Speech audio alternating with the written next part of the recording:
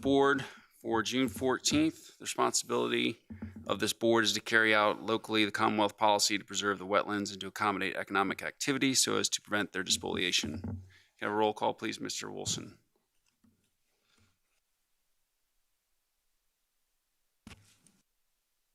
Mr. Roadley? Here. Mr. Waltrip? Here. Mr. O'Brien? Here. Mr. May? Here. Mr. Dunn? Here. Everyone's had an opportunity to review the minutes from the May 10th regular board meeting. Yes. Any changes? If not, make a motion to approve the minutes from Wednesday, May 10th, 2023 as presented. All in favor, say aye. Aye. Aye. Okay, we'll open tonight's public hearings. There will be staff presentations followed by any questions or clarifications from the board. Then the public hearing will be opened. At that time, anybody wishing to speak may do so once called upon by the chair. All public speakers must state their name and address for the record. Presentations before the board are subject to time limits, and after everyone's wishing to speak has done so, the public hearing will be closed and the discussion amongst the board will start. The first case will be 5030 River Drive, replacement of a bulkhead and installation of a pier. Case presentation by Mr. Long.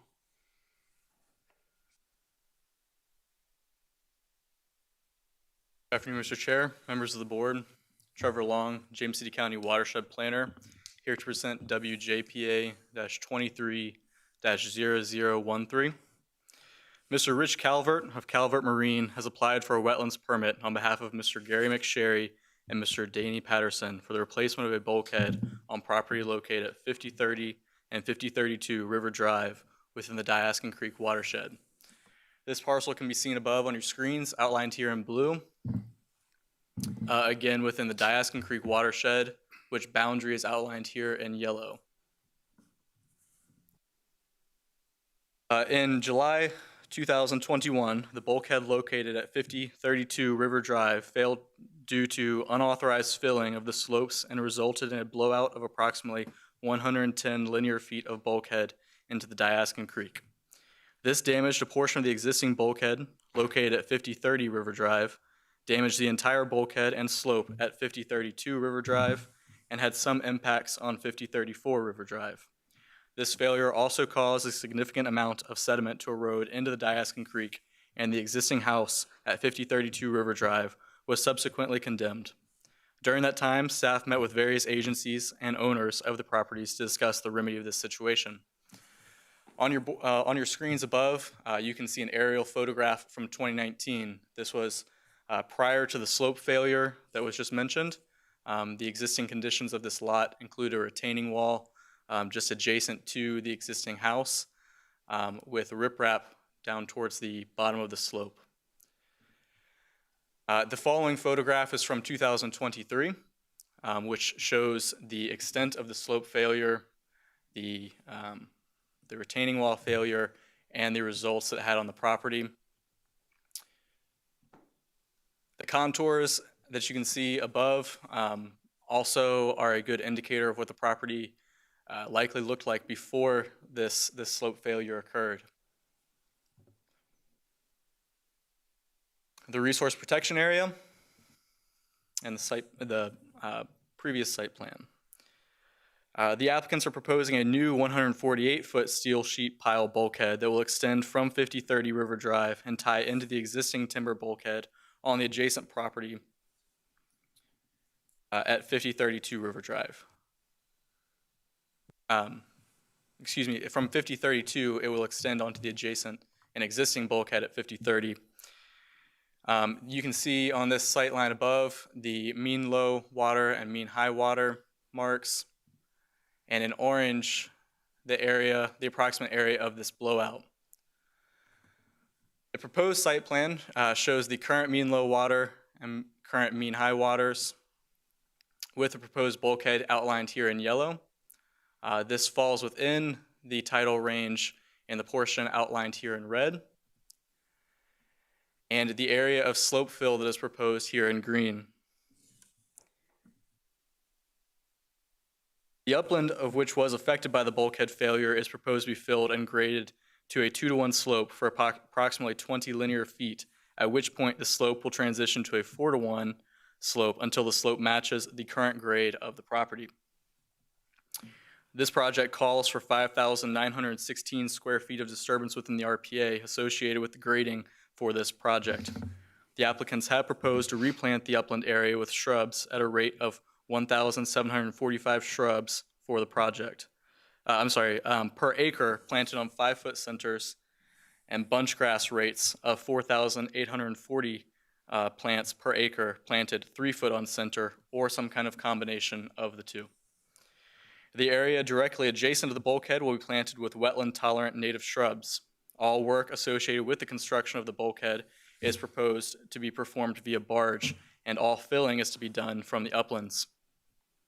The applicants will be required to replant the entirety of the RPA at the previously specified rate. A cross-section of what this would look like, again, starting at a 2-to-1 slope and then transitioning at a 4-to-1 slope until it meets the existing grade of the property, with the bulkhead being downslope of this.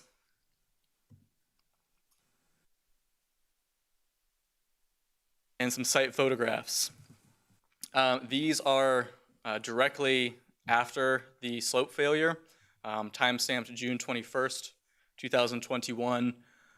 You can see the existing house that is in this photograph and its relation to this slope failure. Looking down into Diaskin Creek.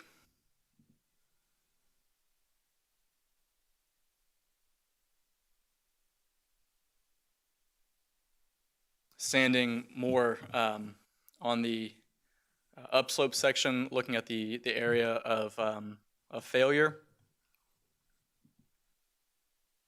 And this is taken from the adjacent property at 5030 River Drive, looking at the portion of the bulkhead where it will tie into the existing bulkhead.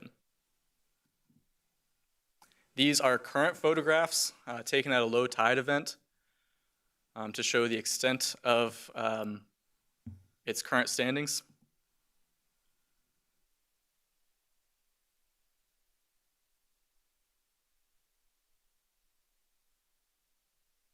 Looking back up towards the slope failure, you can see the dead man, of which the retaining wall was tied into originally. And looking towards from the far side of the property towards across the property in question and towards the property of which was also affected and being tied into. As published in the Virginia Register on July 11th, 2005, the revised Wetland Mitigation Compensation Policy and Supplemental Guidelines, Regulation 4 VAC 20-390-10, Virginia, as a Chesapeake Bay program partner, is committed to achieve a no net loss of existing wetlands acreage and function in the signatories' regulatory programs. In order for a proposed project to be authorized to impact wetlands and compensate for the wetland loss in some prescribed manner, the following 3 criteria must be met: that all reasonable mitigative efforts, including alternative siting, be incorporated into the proposal. The proposal must clearly be water dependent, and the proposal must demonstrate clearly its needs to be in the wetlands and its overwhelming public and private benefits. If the proposed project cannot meet one or more of the above criteria, the project must be denied or must occur in areas outside of wetlands. Should it satisfy all 3 criteria, however, compensation for the wetland loss is required. If compensation is required, it should be a condition of the permit. Staff has reviewed the application and finds that this project meets the 3 criteria outlined above. While there are no vegetated impacts to wetlands associated with this project, the applicants are proposing to fill and grade approximately 7,666 square feet within the RPA. Staff will require this area to be replanted, which the applicants have proposed to do so already. Staff has reviewed the above application and recommends approval of the application as requested. Should the board wish to approve the application, staff suggests the following conditions be incorporated into the approval. The applicant must obtain all other necessary local, state, and federal permits. All development activities located in the special flood hazard area shall comply with floodplain area regulations of the James City County zoning ordinance and receive all required approval and permits prior to the commencement of such activities. That the applicants replant the disturbed area with 419 shrubs and 1,162 bunch grasses. That a surety of $15,000 be in place to ensure the plantings. That the wetlands permit for this project shall expire on June 14th, 2026 if construction has not begun, and that an extension of this permit, and if an extension of this permit is needed, a written request shall be submitted to the Stormwater and Resource Protection Division no later than May 3rd, 2026, which is 6 weeks prior to the expiration date of this permit. Thank you very much, and I'd be happy to answer any questions the board may have. I've got one. You see on the, if you bring back the slides where it shows the mud, the slide, where is the bulkhead in relationship to where I see where the mud is? Is it out at the end? Are they gonna dredge that back and put the bulkhead between where that water is down next to it? Where actually is it on the plan? So on this particular property, and if you're looking at this photo, which is looking towards 5032 River Drive, the bulkhead is proposed above mean high water. So essentially it's at the base of this slope, and then will be graded and filled from there backwards. Will that material be taken out that's on the outside, or will that remain? I'll defer that to the applicant. That is mostly within the state's jurisdiction, but I will let the applicant mostly speak to that. The property at 5030, the bulkhead ties in nicely there, but on the 5034, it just kind of comes back. Is that because there's nothing on 5034? There is damage on 5034. Nothing has been proposed on that property at the moment. So you're right, in this particular site plan, they show a return, excuse me while I find the site plan. It follows this property line back to its where it meets. At the moment, there is no application in for this property. There wasn't even a APO approval from them either, right? Did you get a APO from 5034? I believe so. I only saw 5030 in the notes.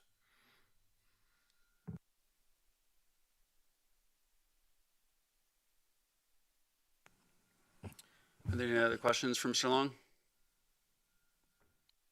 Thank you. Thank you. Okay, now we'll open the public hearing. If the applicant would like to come forward and speak to this matter. Please, sir, just go ahead and state your name and address for the record. Good afternoon. My name is Richard Calvert. I'm with Calvert Marine. We prepared the joint permit application for Gary McSherry on this property at 5030 and 5032 River Drive. I think staff did a great job depicting the conditions and everything that's happened out there. So the project would include coming in with a new bulkhead as shown like that. It does have a 20-foot return wall on the other side where 5034 is, with the intention that they will eventually come in and tie into that at some point. The project, we looked at the design of it from the very beginning, looking at living shoreline to start with, but the conditions with the water depths and the height of the bank and the gravity of this failure, it wasn't much of an option, and the grading for the planning would be going up into the backyard. It'd be extensive. We then looked at riprap. The only thing that precluded us from that is when the failure occurred, there was a geotechnical boring taken, and it showed that the clay underneath where the failure was probably isn't a very good place to put riprap. We're afraid that the settlement would have been, and that's, you're talking about a monster riprap revetment too, and we were just scared that it was going to settle and not do a good job. So we came with the bulkhead, put it behind mean high water to try and lessen the impacts, and it's 50-foot steel sheets. They're going to be driven from a barge out in the water. I did see here you had a question in regards to the fill that has deposited in the Ashton Creek. There was no intention to remove that at this time. Because of the velocity of that creek, we don't think that anything really is going to probably stay there, unfortunately. We even talked about planting that area, but it just wouldn't last for any amount of time. That's why it was a riprap revetment prior to the failure. This property does have a 28-foot vertical distance from the top of the bank down to mean low water. So just to let everybody know how gravity this is. It is 148 linear feet with 118 on 5030, 5032, and 18 feet on 50. I had it reversed. I had it right the first time. 5030 is 18 feet and 5032 is 118. We are going to plant this as specified on the joint permit application as per the county's recommendations. We also have talked to, when we do the planting, we're going to try and do saltwater tolerant plants for the bottom 15 or 20 feet so that if you get any heavy tidal action coming up, that stabilized bank will remain. The owner has seen the recommended conditions that staff had, and we agreed to that. We believe that most of those we've already met anyway. We've sent in a revision to VMRC last week that handled their comments for this project. So I think we've taken care of most of the items. In regards to the mitigation discussion, this is a water-dependent structure, and we did try and look at any alternative methods and ended up with this. I believe that, we've come up with a good solution for this and tried to do as little impacts as we could. I'll take any questions at this time if you guys have any questions for me. I don't know that I gave you my address. It's 3132 River Edge Drive in Portsmouth, Virginia. Mr. Chairman, just a quick question. You mentioned the geotech and the use of 50-foot sheets. Approximately how much of the sheets are going to be extending 40? down into the bottom? Yeah. It's substantial. That geotech report was, I've never seen anything like it. The scour was so bad it took the piles with it that were embedded for the bulkhead. So that's pretty catastrophic. I haven't really seen that ever before. Good. Any other questions for the applicant? Thank you, sir. All right, thank you for your time and consideration. Is there anybody else present who'd like to come and speak on this matter?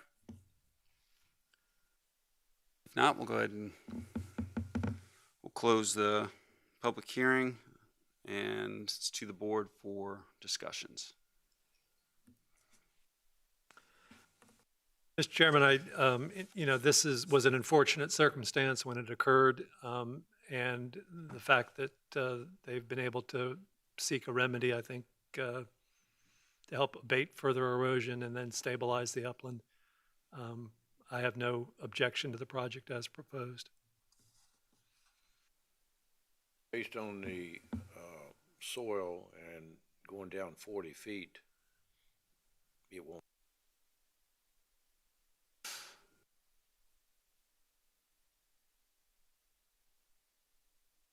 Yeah, I concur with both of you. Yeah, this property had a number of failings. They tried to stabilize the slope for a while, and then finally this unfortunate occurrence happened.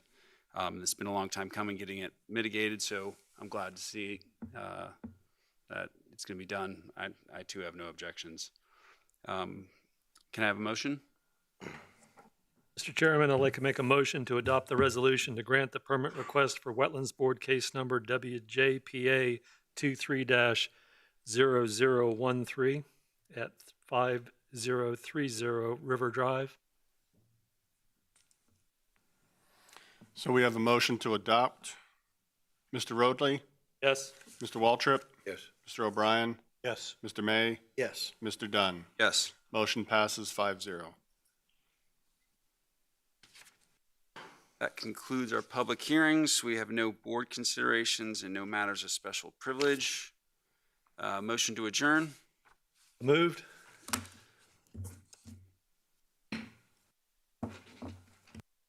I'd like to call to order the Chesapeake Bay Board meeting for Wednesday, June 14th, 2023.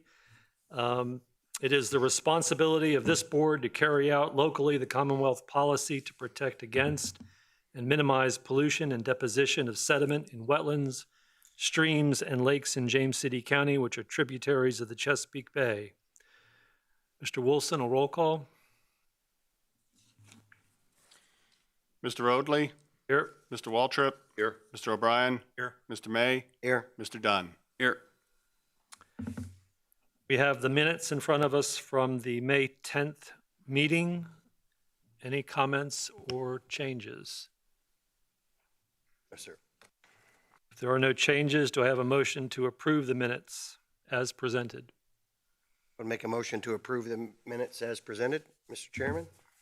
All in favor, say aye. Aye.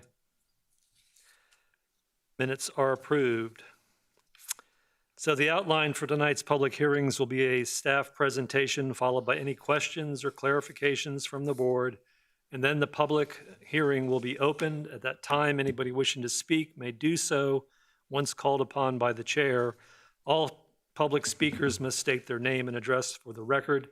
Presentations before the board are subject to time limits.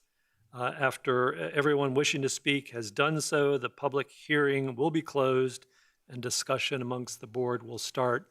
Just a reminder on the time limits, essentially applicants and staff have 15 minutes each, and then individuals, 5 minutes, citizen groups, 10 minutes. So with that, I will start with the first case, CBPA 23-0053 at 5932 Montpelier Drive. Afternoon, Mr. Chairman, members of the board. Robin Benedict, Watershed Planner, presenting CBPA 23-0053. Ms. Danielle Meenan has applied for a Chesapeake Bay exception for encroachments into the RPA buffer for the installation of an above-ground swimming pool located at 5932 Montpelier Drive within the Scotts Pond subdivision in the Powhatan Creek watershed. Above, you can see the subject parcel outlined in blue and then the Powhatan Creek watershed shown in yellow.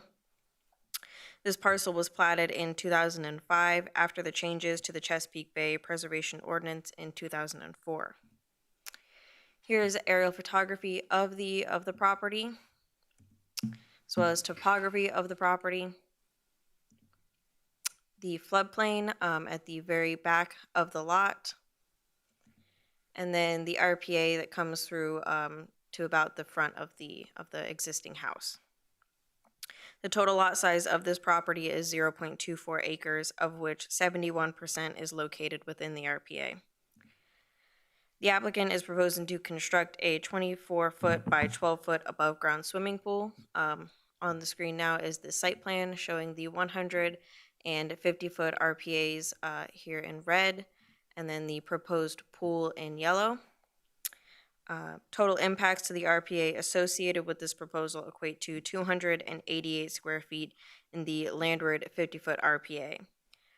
Also, to orient yourself, the existing house is shown here on the site plan on the right. Required mitigation for this amount of impervious impacts equals 8 shrubs. Here's site photography. Again, the existing house here on the right, looking at the side yard and the placement of the pool. And then standing back against the fence and looking back up towards the front of the house. Staff has evaluated the application and exception request for the installation of an above-ground swimming pool. This application meets the ordinance conditions in sections 23-11 and 23-14 and should be heard by the board because the construction of a pool is considered accessory in nature.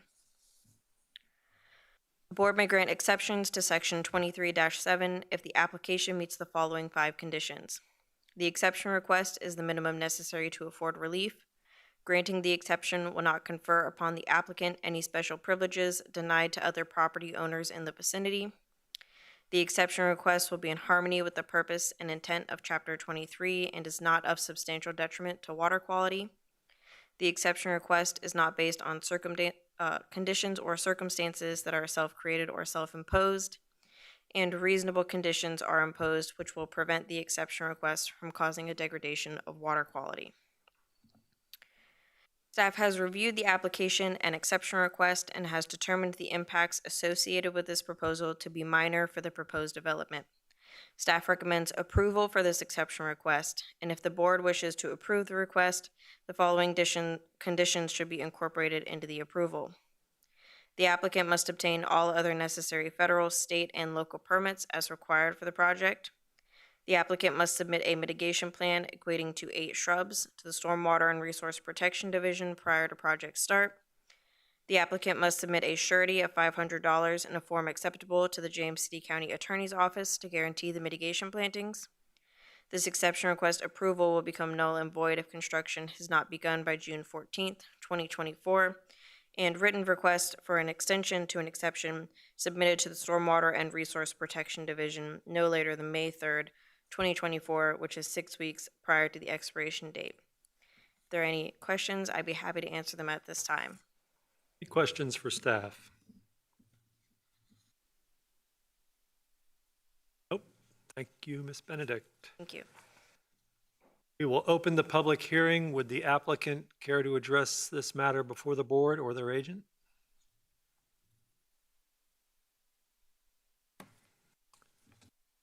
Would anyone else in the audience care to address the board on this matter?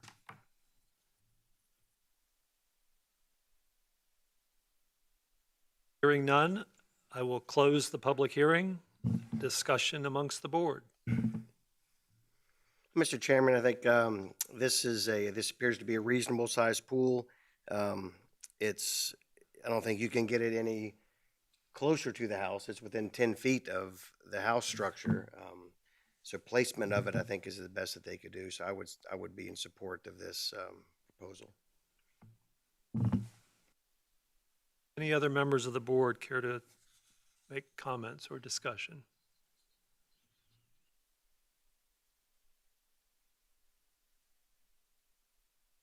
Hearing none, would anybody care to make a motion on this project? I'll make a motion to accept the request for case number A230053 at 5932 Mount Drive.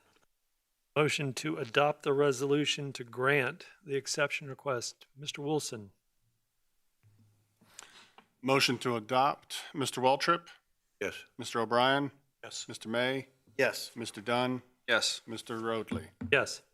Motion passes 5-0. The next case, CBPA 23-0058 at 112 Discovery Lane, approval of a shed and garden structures. Mr. Long. Good afternoon, Mr. Chair, members of the board. Trevor Long, James City County Watershed Planner, here to present CBPA-23-0058.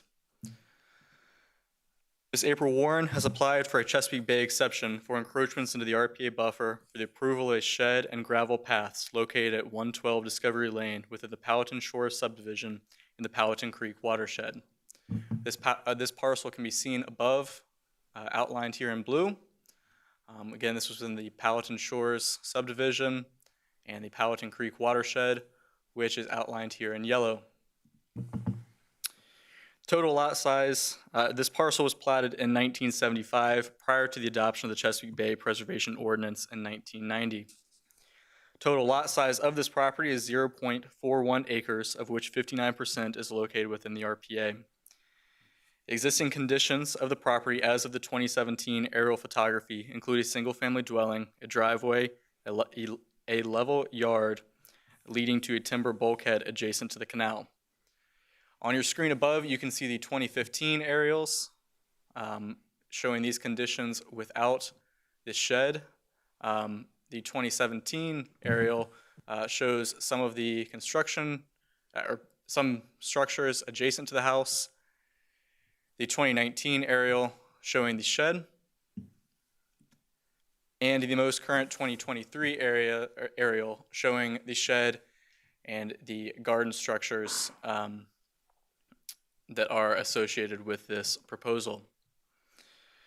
In June of 2022, staff was made aware of construction that was potentially occurring within the RPA on the previously mentioned property. On June 24th, 2022, staff performed an inspection of the property and found various structures being constructed within the RPA. Upon investigation, staff found a series of raised garden beds with gravel walkways and decking surrounding the beds adjacent to an existing bulkhead on the property. Landward of these garden structures, staff found a greenhouse, wooden work area, and garden shed being constructed. At that time, staff asked the homeowner to halt construction until the apparent violation could be remedied, to which the homeowner agreed. The property appeared before the Chesapeake Bay Board on October 12, 2022 for the after-the-fact approval of gravel and decking surrounding raised garden beds, a greenhouse, 3 sheds, and a pergola structure. This exception request, CBPA-22-0126, was denied during this meeting. A new application, CBPA-22-0150, was then brought before the Chesapeake Bay Board on March 8, 2023 for the after-the-fact approval of a walkway surrounding raised garden beds, a greenhouse, a pergola structure, and 2 sheds. This application was denied during this meeting. The applicant has since removed one of the existing sheds, the greenhouse, the decking around the greenhouse, and slate concrete and gravel within the RPA. Just to back up momentarily, the topography of this site is a fairly flat site, and the RPA comes up approximately to the front of the house here. The floodplain as it affects this property, and some drone footage of the existing conditions of this property. I did want to bring to the attention of the board the original site plan. This is the first site plan that was brought to the board, just to indicate what was brought before. Again, we had 2 existing sheds, a new shed, a new deck, pergola structure, a greenhouse, wooden work area, and gravel that extended between the raised garden bed that is adjacent to the bulkhead. The applicant has now requested the after-the-fact approval for 1 existing shed and gravel paths within the RPA. Total impacts to the RPA associated with this proposal equate to 513 square feet of impacts to the seaward 50-foot RPA and 259 square feet of impacts to the landward 50-foot RPA. These can be shown above, outlined here in yellow. The impacts to the seaward 50-foot RPA are the gravel that extends between the garden beds. Again, that is 513 square feet. And the impacts to the landward 50-foot RPA are associated with the existing shed that is adjacent to the driveway, of which is a total of 259 square feet. This equates to a sum of 772 square feet of impacts being requested. Required mitigation for this amount of impervious impacts equals 2 planting units, which is 2 canopy trees, 4 understory trees, and 10 shrubs. Because this exception request, 8 shrubs, excuse me, because this exception request is being heard after the fact, mitigation requirements are doubled, equating to 4 canopy trees, 8 understory trees, and 10 shrubs. Just a breakdown of impervious area from start to the current application. Total requested impacts associated with the first proposal were 1,925 square feet of impacts.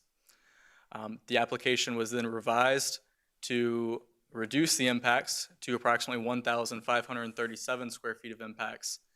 And then finally, the current proposal, which is being heard tonight, CBPA-23-0058, equate to a total of 772 square feet of impacts. Some site photographs. The existing shed, as it is seen here. The shed and concrete slab that was existing. Looking back from the work area, you can see from this photo some of the structures that have been removed and the work that is being done on the property to remedy the situation, but again, back towards that existing shed. Looking towards the garden area, you can see in this photograph the gravel adjacent to this wooden work area. That is the gravel that is being proposed here tonight and requested for approval. Some further areas indicating the gravel in between the raised garden bed. This is an area of which originally had gravel. You can see these cells here adjacent to the bulkhead. The gravel would have extended to the bulkhead. This area is now being proposed as a mitigation area that was highlighted in green on the site plan as well. Looking back up towards some of the areas of gravel and existing shed. Staff has evaluated the application and exception request for the approval of a shed and gravel paths. This application meets the ordinance conditions in sections 23-11 and 23-14 and should be heard by the board because the exception request is being heard after the fact and the gravel extends into the seaward 50-foot RPA. Staff has evaluated the board may grant exceptions to section 23-7 if the application meets the following 5 conditions. The exception requests the minimum necessary to afford relief. Granting the exception will not confer upon the applicants any special privileges denied to other property owners similarly situated in the vicinity. That this exception request will be in harmony with the purpose and intent of Chapter 23 and is not of substantial detriment to water quality. That this exception request is not based on conditions or circumstances that are either self-created or self-imposed, nor does the request arise from conditions or circumstances either permitted or non-conforming that are related to adjacent parcels, and that reasonable appropriate conditions are imposed which will prevent the exception request from causing a degradation of water quality. Staff has reviewed the application and exception request and has determined the impacts associated with the proposal to be moderate for the proposed development. Should the board wish to approve this exception request, staff recommends the following conditions be incorporated into its approval. The applicant must obtain all other necessary federal, state, and local permits as required for the project. That a mitigation plan equating to 4 canopy trees, 8 understory trees, and 10 shrubs be submitted to the Stormwater and Resource Protection Division prior to the project, and that the applicant must submit a surety of $3,000 in a form acceptable to the James City County Attorney's Office to guarantee these mitigation plantings. That an affidavit be recorded in the Williamsburg James City County Courthouse prior to the issuance of the building permit. That this exception request approval will become null and void if construction has not begun by June 14th, 2024. And that written requests for an extension to this exception request must be submitted to the Stormwater and Resource Protection Division no later than May 3rd, 2024, which is 6 weeks prior to the expiration date of this permit. Thank you very much. I'd be happy to answer any questions the board may have. Any questions for staff? So just to be clear, in the rendering there, this is for the existing shed next to the house and the walkway area down there. So the pergola is out of the equation at this point, or is that still in? Yes, sir. The impervious that was brought to this board associated with that pergola was the slate walkway that existed in between. That has since been removed. Okay. So the pergola structure is not part of this exception request. Any other questions? Yes, sir. Very good. Are the floors where the building was taken down, is that they remain, or is that supposed to come out? It's my understanding that is supposed to come out. At the moment, they still exist, but that work is still in progress.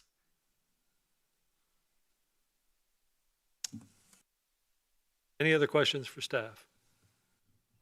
Thank you very much. Thank you. At this time, I would like to open the public hearing. Would the applicant like to address the board? Good evening, Mr. Chair, members of the board. My name is Benny Zhang. I'm with Kaufman and Knowles at 4801 Courthouse Street, Suite 300, James City County branch of our firm. I'm joined here tonight with Chase Grog, who may want to share some technical comments as well. I just wanted to speak very briefly as a legal representative, the agent for the applicant. We worked hand in hand with staff to take down the significant impacts that were provided in the staff reports in the past two meetings and worked our way towards the best foot forward in terms of the after-the-fact requests that you are hearing here tonight. And we're pleased to see that it's been reduced to a moderate impact. There are still some work being done on it. We've been working each and every week with county staff, the county attorney's office, and the tool shed and the greenhouse had to come down because there were significant structures, which is what we're pleased to be able to provide today. But along with the other, that's not part of the exception request, we are in the process of removing that. Mr. Chair, if I may, Mr. Chase may have some more technical comments he might want to provide. Good evening, members of the board. Chase Grogg with Land Tech Resources, 205 Bullifonts Boulevard, Suite E, Williamsburg, Virginia. Nice seeing you. Thank you for working with us on this project. As Benny mentioned, over the last month, we've been working very closely with Ms. Warren and staff to reduce the impacts with this project as much as possible. Her husband and two sons have been working to reduce those structures and got the significant portions down, and there's just kind of some of that wood decking left that needs to come down. A couple things that we wanted to point out were, as part of staff, you can see here on the slide that we list the shed in slate for 344 square feet. The shed is partially on the existing concrete slab that sits behind it, as well as it was on the end of the driveway. So that number encompasses that minus, as well as the wood ramp to the right of it, as well as the slate next to it.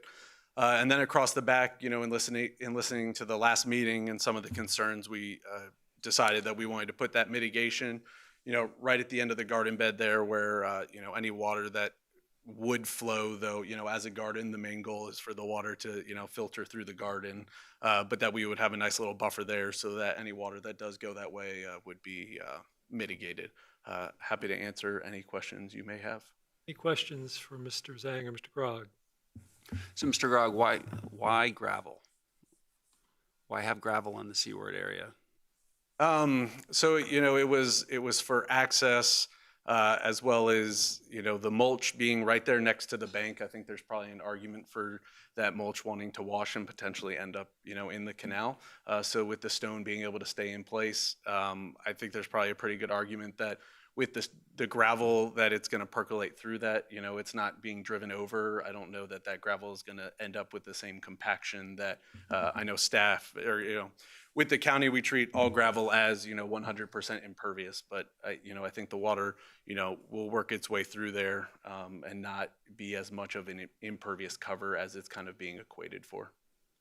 The area of mitigation at the end, though, that's it's a wooden structure that separates from the actual bulkhead itself, right? So there's really it's gonna meet wood, correct? Or are you going to staff? Can you go back to those pictures? Yeah, so there's timbers all through there. Yeah. So so that's correct. But at the end of the day, this entire structure honestly is acting almost like a BMP. So any water that's going through there, let's say we were to put a bioretention basin there, though we can't because with the canal, but any water that would collect there, honestly, each and every one of those cells acts like a mini bioretention basin. The water would pond there, would primarily infiltrate, and any water left over would go over as a level spreader, just like any BMP we would design there. So I think there's a pretty good argument that that the entire structure itself functions as a garden, and that any water that leaves that gravel would go into these cells prior to the canal and act like a bioretention, capture any water running off of that stone. There's going to be mitigation plants right there and infiltrate. Okay, thank you. Any other questions for Mr. Grogg? Thank you. Would anyone else care to address the board on this matter? Hearing none, I will close the public hearing. Discussion amongst the board. Yeah, the issue before was the minimum necessary to meet the intended function, and they've reduced that seaward RPA impact from 982 to 513, almost cut in half. So I'm inclined to feel that this is minimum necessary, and I'll be in support of it. I agree with Mr. O'Brien here. I think certainly the applicant has done a good job and staff have done a good job to downsize the project to a more reasonable scale. Also, the mitigation put in place adjacent to the bulkhead and things like that, I too would support this proposal. Mr. Chairman, I'll push back a little. I think this is all self-inflicted, so the gravel in the seaward area is unnecessary. You could put something else there that would not count as impervious.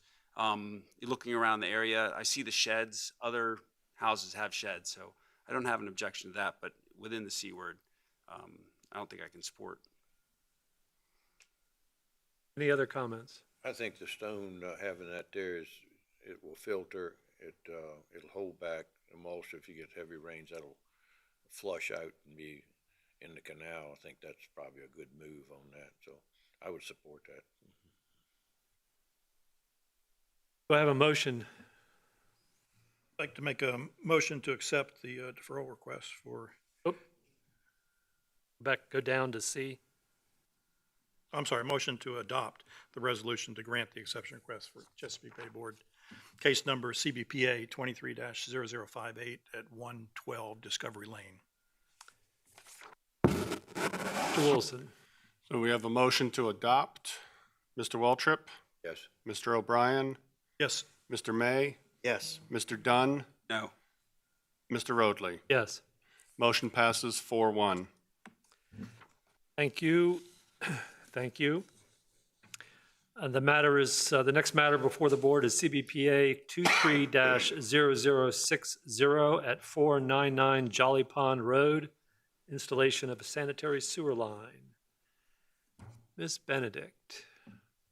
Mr. Chairman, members of the board, Robin Benedict, Watershed Planner, presenting CBPA 23-0060.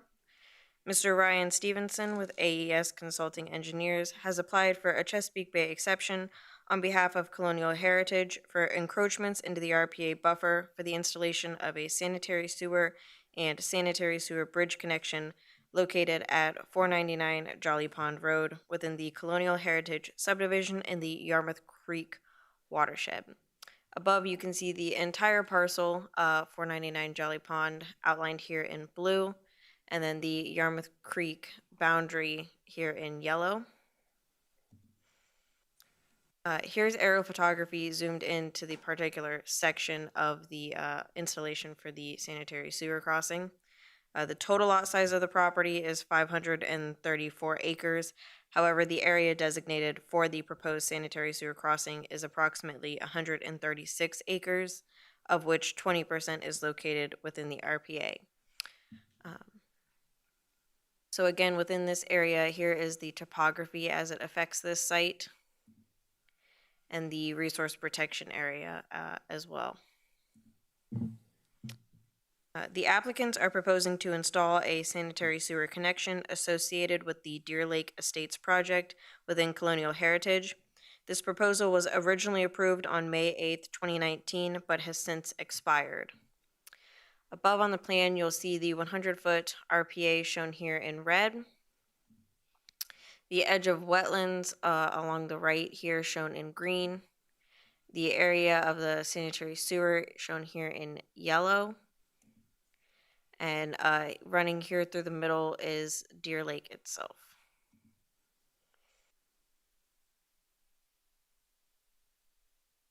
Total impacts to the RPA buffer associated with this proposal equate to 30,394 square feet of impacts to the RPA. There are 2 aerial crossings of wetland systems in this proposal. Those are shown here in green. They add approximately 10,424 square feet of impact within the RPA feature. Required mitigation for this amount of impact is the recordation of a deed of natural open space for an area twice the size of the impacted RPA, which would equate to 60,788 square feet. The applicants have proposed an area equal to 60,984 square feet as mitigation, therefore satisfying county mitigation requirements. Above, you'll see in green that area of mitigation proposed.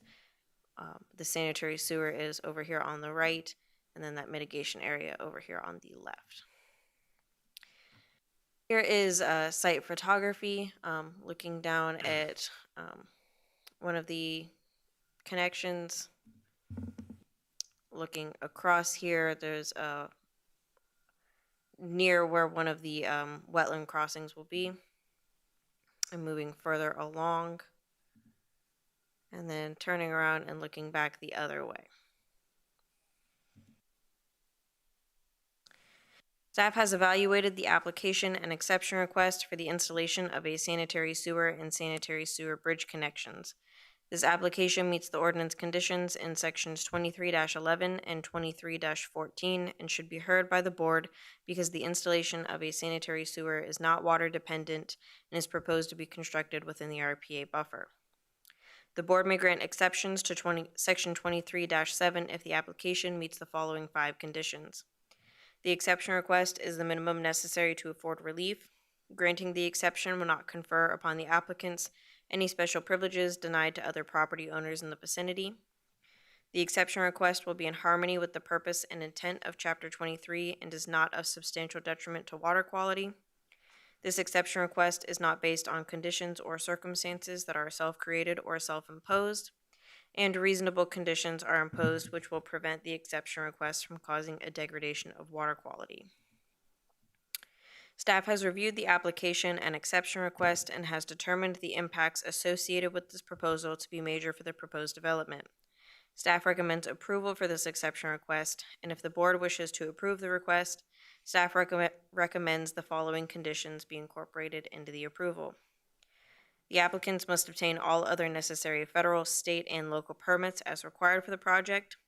The applicants must record a deed of natural open space in the Williamsburg-James City County Courthouse prior to the issuance of a land disturbing permit.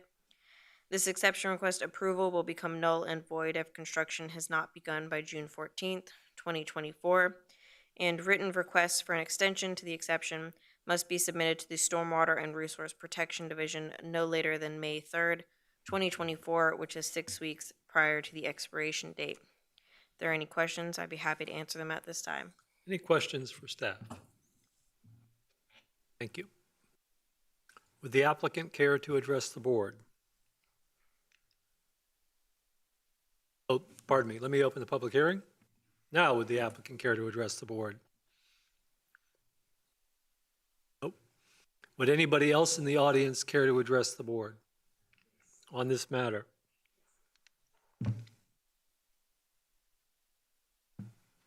Yes, ma'am, please state your name and address for the record. My name is Carol Matula. I'm an owner of 500 Jolly Pond, which is across the street from this development. I just have a question regarding the mitigation area. It's not clear to me, is that wooded, a wooded space? It says it's just as it's, and it's right next to a common open space. So I'm not quite sure if this is wooded, if this is going to be cleared land. Mrs. Benedict, can you help with that question?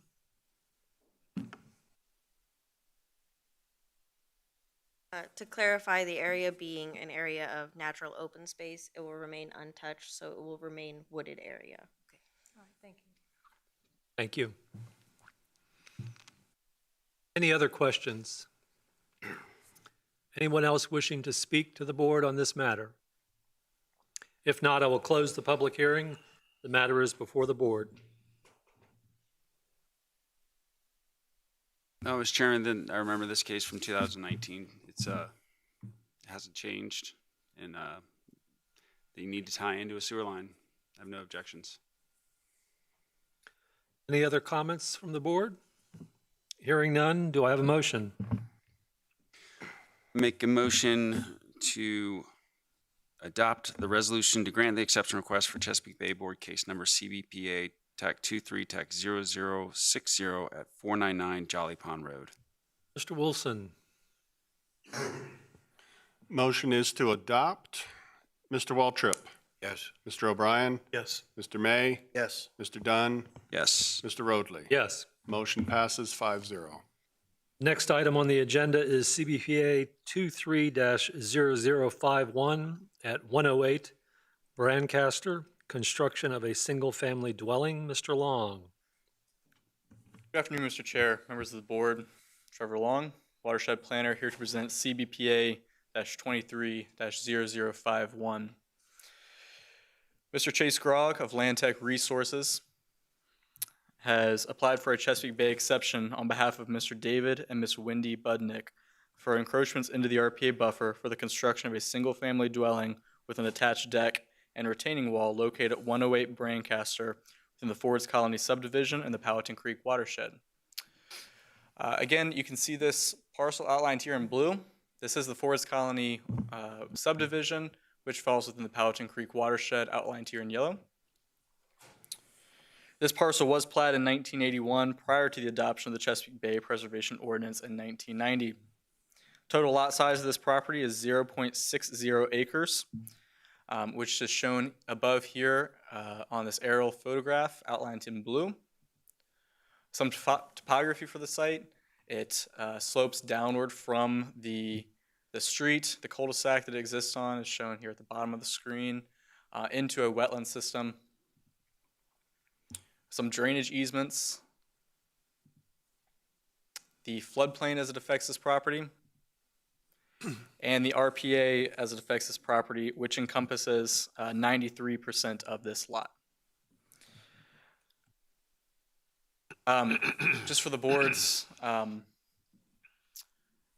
viewing, just a flow of water as it leaves this site. It enters into a wetland system, which continues down and moves throughout a wetland system and eventually discharges into Powhatan Creek. Existing conditions of this property include a wooded lot with wetlands on the rear of the property and 20-foot drainage and utility easements on the eastern side of the lot. These were both shown in earlier slides. And the applicants are proposing to construct a single-family dwelling with an attached deck and retaining wall.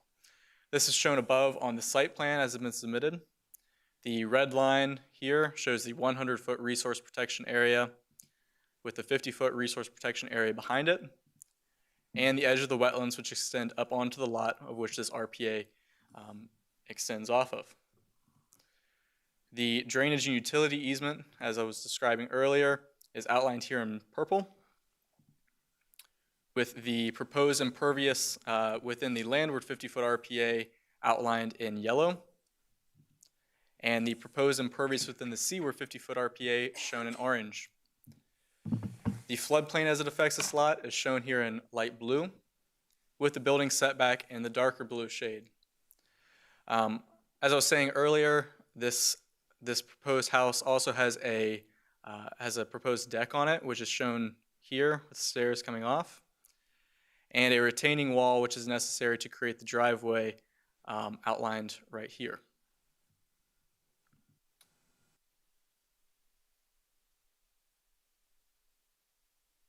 Total impacts to the RPA, excuse me, let me go back. Total impacts to the RPA associated with this proposal equate to 3,153 square feet of impacts to the landward 50-foot RPA and 821 square feet of impacts to the seaward 50-foot RPA for a total of 3,974 square feet of impacts. The minimum first floor square footage required for this section of Fords Colony is 1,100 square feet. The proposed house has a first floor square footage equal to 1,237 square feet, which is a 12% increase. Required mitigation for this amount of impervious impacts equals 10 planting units, which is 10 canopy trees, 20 understory trees, and 30 shrubs. The applicants have provided a mitigation plan that satisfies this requirement. Staff would also request an affidavit be recorded in the Williamsburg, James City County Courthouse due to the environmental sensitivity of this lot. As stated before, there has been a mitigation plan submitted, and it is shown here above with the areas of mitigation outlined in green. For a point of reference, the RPA lines are shown on this plan as well, along with the retaining wall that is adjacent to the driveway. So the general house area exists in between this mitigation area. Some site photographs taken from the street, looking down. As was stated before, the lot starts to slope off towards the wetlands that exist in the back of this lot, but also come up towards the street. Looking back across the house, the area of which the driveway would be, and in the background here would be the vegetated wetland area. Directly looking towards the wetlands. Here you can see some of the wetland flagging. And standing at about the garage entrance, looking back up towards the street, you can see the slope of this lot, which it would be why the retaining wall has been proposed. Staff has evaluated the application and exception request for the construction of a single-family dwelling with an attached deck and retaining wall. This application meets the ordinance conditions in sections 23-11 and 23-14 and should be heard by the board because the construction of the single-family dwelling extends into the seaward 50-foot RPA. The board may grant exceptions to section 23-7 if the application meets the following 5 conditions. The exception request is the minimum necessary to afford relief. Granting the exception will not confer upon the applicants any special privileges denied by Chapter 23 to other property owners similarly situated in the vicinity. The exception request will be in harmony with the purpose and intent of Chapter 23 and is not of substantial detriment to water quality. The exception request is not based on conditions or circumstances that are self-created or self-imposed, nor does it arise from conditions or circumstances either permitted or non-conforming that are related to adjacent parcels, and that reasonable appropriate conditions are imposed which will prevent the exception request from causing a degradation of water quality. Staff has reviewed the application and exception request and has determined the impacts associated with the proposal to be major for the proposed development. Staff recommends approval of this exception request, and if the board wishes to approve this request, staff recommends the following conditions be incorporated into its approval. The applicants must obtain all other necessary federal, local, and state permits. The applicants must submit a surety of $7,500 in a form acceptable with the James City County Attorney's Office to guarantee the mitigation plantings. The applicants must place 3 inches of gravel underlain with filter fabric under the footprint of the deck. That an affidavit must be recorded in the Williamsburg James City County Courthouse prior to the issuance of a building permit. That this exception request approval will become null and void if construction has not begun by June 14th, 2024, and that written requests for an extension must be submitted no later than May 3rd, 2024. Thank you very much, and I'd be happy to answer any questions the board may have. Any questions for staff? You're looking from the street off to the left. Is that common area or is that a buildable lot? To the left. Over towards the left from that. Yeah. Just go back to the, is there anything on there? Not at the moment, not that I'm aware of.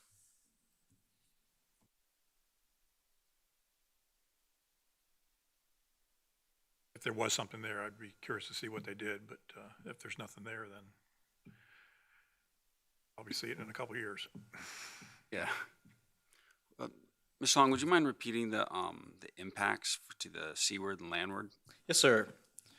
I'm going to go back to the site plan for that as well.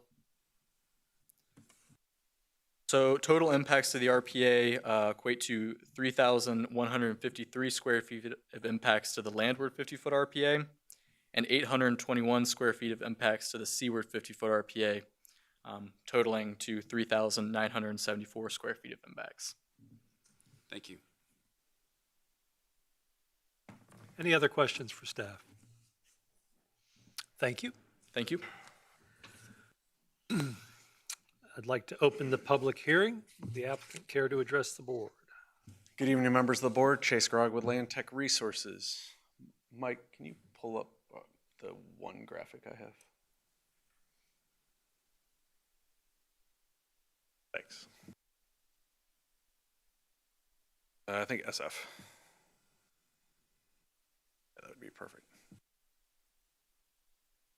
I'll kind of start, Mr. O'Brien, with addressing your question is these are all of the homes on the street. Again, these square footages we're showing are for total home square footage. Due to the records, I can't get first floor square footage. So as a direct comparison, that is our lot's total home square footage as well as all of the surrounding homes on on the street, as well as, you'll see there, the one lot you were asking about that's currently vacant, and then the other two that are also hampered by RPA and the square footages that those homes ended up being. And then, thanks, Mike, if you could go to our plot plan.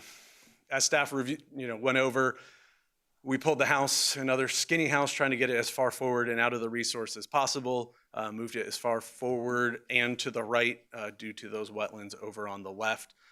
Went with a side load garage here because if we had to do any sort of, if the garage was in front of the home, would have pushed the home back, would have increased our impervious and increased the disturbance we have into the rear of the lot. With Forts Colony, there is a max slope percentage of the driveway, as well as just kind of, people being able to use their driveway. So that's where the grading on this lot comes from, being able to, come down, be able to have a flat spot to be able to park your car, the retaining wall that is just under 3 feet tall, and then 3-to-1 slopes back down to the resource to kind of fill in that back area. Unfortunately, with this lot, due to the slopes, pretty much the entire front yard is 4-to-1 slopes, all the way basically back to our clearing area, or a little in front of that rear clearing area. So not a good opportunity for on-site infiltration, because basically when we get to our back clearing line, it's 1 to 2 feet of fall through the rest of the lot back to the resource area. So not a good place to be able to daylight any sort of pipe, and worried, about water being able to actually infiltrate into the ground. As staff showed with the blue there, our right side drainage is working right into an existing drainage easement pathway. Water works its way around. Sheet flows into the woods, a decent amount, giving it time to be, filtered by a nice patch of trees back there prior to getting to any resource in the rear. And then once again, a very small, going for a small footprint as possible, especially within the surrounding area. Happy to answer any other questions you may have. Questions for Mr. Grog? Yes, if I may, Mr. Chairman. So could you go over the driveway again, just so I can understand? You're saying that the slope of the driveway, based upon the ordinance of Forge Colony? Yeah, so Forts Colony doesn't really want anything over 12%. So this driveway pretty much comes right in off the road, gets over this culvert with the existing ditch that's there, and then that's as steep of slope as possible to then get to the, to our parking pad.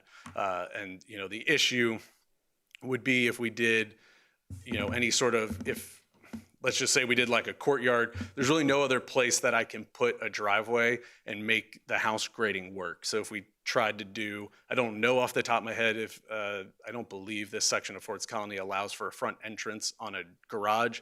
But even if that were the case, the grading, I wouldn't be able to get, have any slope down off of the driveway to then be able to have a parking pad. So it's what forces that, just with grading, to be able to have the driveway on the side, be able to come down, have a flat area, and then fill on that backside with a retaining wall to make a flat area for an actual parking pad. So that driveway is going to be a 12% slope? Mm-hmm. Yep, you basically come, straight in and then straight down, and then a flat area to be able to maneuver. Is this a 1-story or a 2-story home? It is a 2-story home with a basement. 2-story with a basement.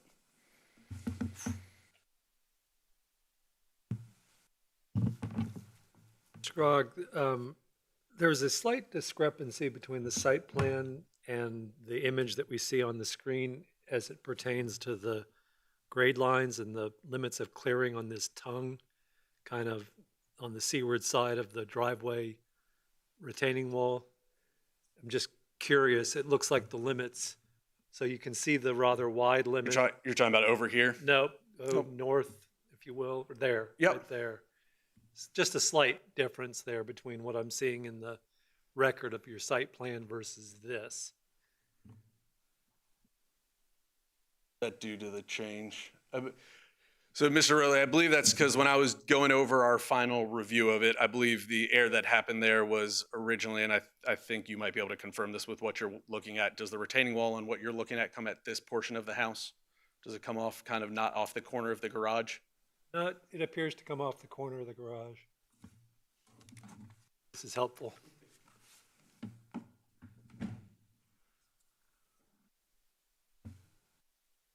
Limits of clearing. Oh, okay. I know So in reviewing our final, there is a person door on the back side of the garage here. And so during our kind of final checks of the plan, it was an error. We noticed that we needed to have a flat spot here to be able to have the concrete come around, to be able to have the trash enclosure, have the HVAC area, and to be able to have access to this person door. And so in doing that, that just pushed this grading out just slightly. But that circular hatching, if you will, is the limits of clearing. That is the limits of clearing. Yes, sir. But at its closest point, we're probably within about 7 to 8 feet of the resource on that one side.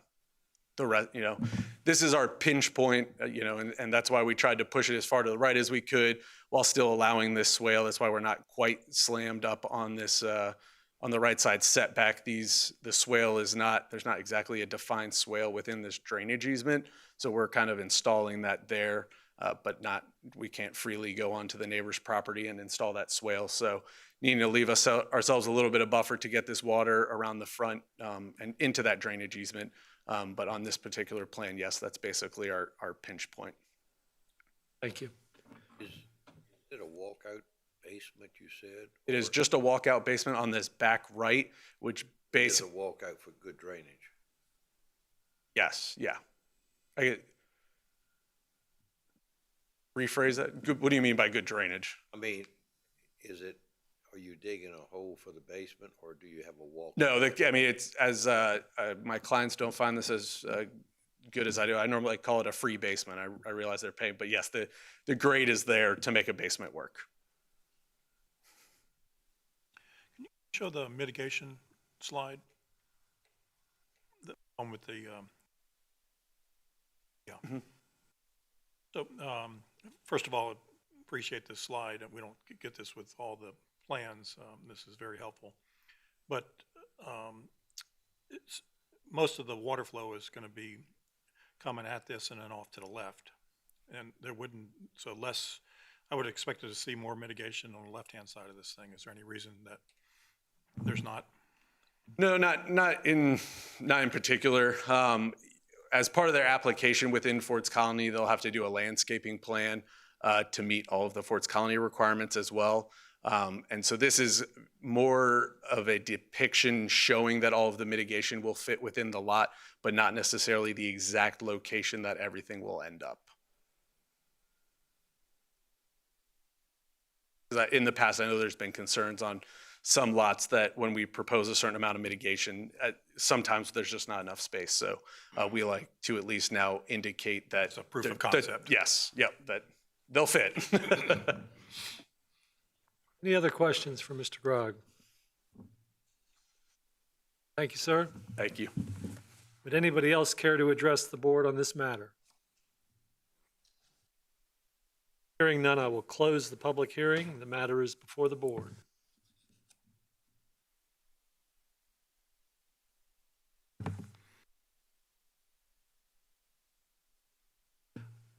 I'll comment on this one.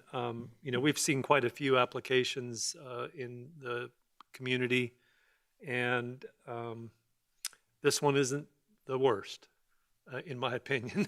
Mr. Grogg has done a pretty decent job of trying to align it and consider most of our concerns.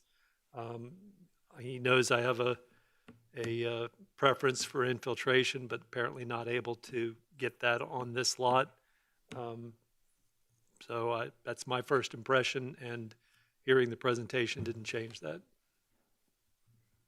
I think my first thought was if a front load garage would work, that would certainly take around 800 square feet of seaward out of play, but that doesn't appear to be the case here. And the house is a reasonable size compared to the comparables on the street. They've shifted it over as far as they could to the right, and as close to the street as they could. I think I would be, like you said, I think it's not the worst we've seen. It's 93% RPA. I think I would be inclined to support this project. Any other comments? Do I have a motion? I'd like to make a motion to adopt resolution to grant exception request for Chesapeake Bay Board case CBPA 23-0051 at 108 Brancaster. Mr. Wilson. Motion is to adopt. Mr. Waltrip? Yes. Mr. O'Brien? Yes. Mr. May? Yes. Mr. Dunn? Yes. Mr. Roadley? Yes. Motion passes 5-0. Next item on the agenda is CBPA 23-0044 at 112 North Turnberry.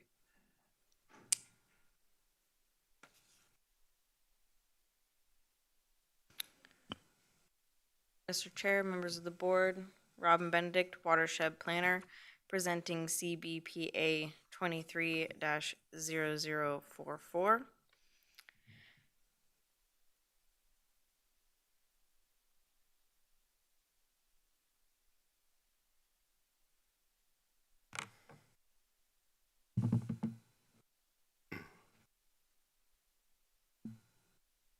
Mr. Mark Adam with Black Tip Associates has applied for a Chesapeake Bay exception on behalf of Mr. David and Miss Karen Hescox for encroachments into the RPA buffer for the construction of a new single-family dwelling with a porch, patio, and 2 retaining walls located at 112 North Turnberry within the Ford's Colony subdivision and the Powder Creek watershed. Above, you can see the subject parcel outlined here in blue, again in the Forest Colony subdivision, and then the Powhatan Creek watershed shown here in yellow. This parcel was platted in 2000 prior to the changes of the Chesapeake Bay Preservation Ordinance in 2004. Here is aerial photography of the parcel, currently just a wooded lot with wetlands at the rear. Topography at the site, sloping down towards the water. The JCSA easement shown here in yellow that runs across the back of the lot. And the resource protection area. The total lot size of the property is 0.48 acres, of which 88% is located within the RPA. Additionally, here's the BMP treatment path. So the parcel here outlined in blue, and then the arrows showing the treatment of runoff from the property to the wetlands. The applicants are proposing to construct a new single-family dwelling with a porch, patio, and 2 retaining walls. Above, you'll see the site plan with the 100-foot and 50-foot resource protection areas shown in red. The edge of wetlands on the rear of the property shown here in green. The area of the home, garage, and a portion of the driveway, as well as a little bit of the retaining wall is shown in yellow. And then the remainder of the garage, the porch, and a patio are shown in orange within the seaward 50-foot RPA. Additionally, there is a retaining wall back here behind the porch and the home. And then again, a portion of the retaining wall at the front of the lot that's within the landward shown here next to the driveway. There's all, the building setback line is shown in blue. The limits of clearing shown in black by this kind of squiggly line. And then that JCSA utility easement at the back of the property. Total impacts to the RPA associated with this proposal equate to approximately 3,216 square feet of impacts to the landward 50-foot RPA and 965 square feet of impacts to the seaward 50-foot RPA for a total of 4,181 square feet of impacts. The minimum first floor square footage required for this section of Ford's Colony is 1,200 square feet. This proposed house has a first floor square footage equal to 2,104 square feet, which is 75% more than the minimum. Required mitigation for this amount of impervious impacts equals 11 planting units, which is 11 canopy trees, 22 understory trees, and 33 shrubs. Staff is requesting that an affidavit be recorded in the Williamsburg, James City County Courthouse because of the environmental sensitivity of this lot. Here is site photography standing on the street and looking out or looking towards this lot. Here you can see this roped up area is part of the area of construction. This should be part of the garage. Looking across the lot, this will be looking across the front of the home. Moving back, this is the back of the home looking towards the wetlands. And again, looking across the back of the house. This is looking at the wetland line delineated here in this pink ribbon. And then standing at the wetlands and looking back up the property. Staff has evaluated the application and exception request for the construction of a new single-family dwelling with a porch, patio, and 2 retaining walls.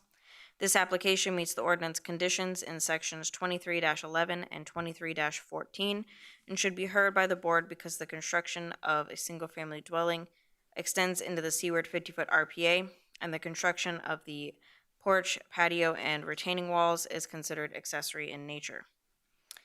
The board may grant exceptions to section 23-7 if the application meets the following 5 conditions. The exception request is the minimum necessary to afford relief. Granting the exception will not confer upon the applicants any special privileges denied to other property owners in the vicinity. The exception request will be in harmony with the purpose and intent of Chapter 23 and is not of substantial detriment to water quality. The exception request is not based on conditions or circumstances that are self-created or self-imposed, and reasonable conditions are imposed which will prevent the exception request from causing a degradation of water quality. Staff has reviewed the application and exception request and has determined the impacts associated with this proposal to be major for the proposed development. If the board wishes to approve this request, staff recommends the following conditions be incorporated into the approval. The applicants must obtain all other necessary federal, state, and local permits as required for the project. An affidavit must be recorded in the Williamsburg-James City County Courthouse prior to the issuance of a building permit. The applicants must submit a mitigation plan equating to 11 planting units to the Stormwater and Resource Protection Division prior to the project's start.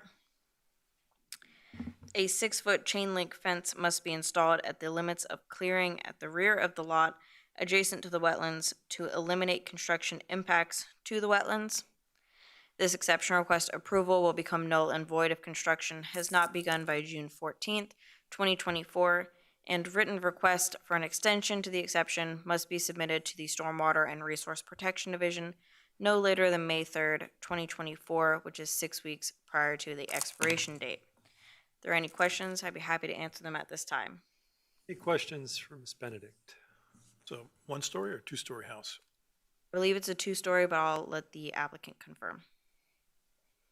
And you stated, I'm sorry, did you have something else? You stated the minimum requirement in that area for first floor was at 1,100 square feet? Well, 1,200. 1,200 square feet. Thank you. Any other questions for Ms. Benedict? Thank you very much. Would the applicant or their agent care to address the board? I'll open the public hearing. Mayor, Board, Mark Adam, Black Tip Construction, 302 Ewell Road in Williamsburg, Virginia. In regards to this property, we have worked with staff to shrink the house. The actual living square footage of the house is 2,500 or 2,005 square feet. In regards to the neighboring properties, we are still the smallest property in that neighborhood. The original application to Ford's Colony, we were at a smaller size house. Ford's Colony came back to us and asked us to increase the size of the house. In working with staff, they've asked us to decrease the size of the house, which we have done. We've gotten it about as small as we can get it. We've pulled the house as far forward as we can. The customers, my homeowners, they want to leave as much trees, foliage, natural vegetation on the lot as possible. I know our plat shows the limits of clearing. We don't plan on we'd like to keep that up a little bit higher. We have the retaining walls that we have discussed will be less than 3 feet, so we won't need any additional engineering in those. again, we pulled the house up as far forward as we can in regards to keeping the 10 to 12% slope on the driveway per Ford's Colony. That's also been attained with the grading. The patio, we know will be impervious. It's included on the plat now, so we're not trying to, ask for an exception later. There is a mitigation plan that we have submitted. Most of the plantings, there'll be 33 shrubs. They'll be encompassing the house around the perimeter. The rest will be planted throughout the property and in behind the limits of clearing.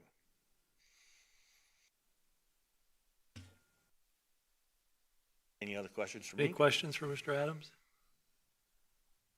The proposed retaining wall in the upper right, what's the purpose behind that? So in the front right-hand corner is where the pedestal is for the power. The neighboring lot has some vegetation on that side. He has a landscape plan that's actually goes right up to the property line.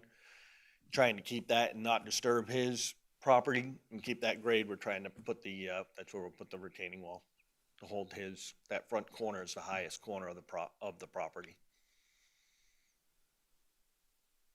Is that the area you were referring to? No, I think you're in the back. Porch.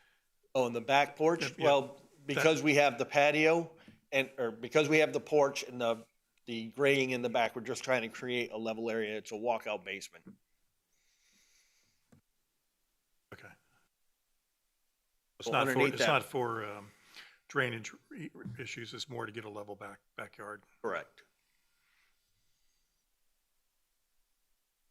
Mr. Adams, have you looked at opportunities for some type of bioretention or stormwater treatment? Actual treatment, no.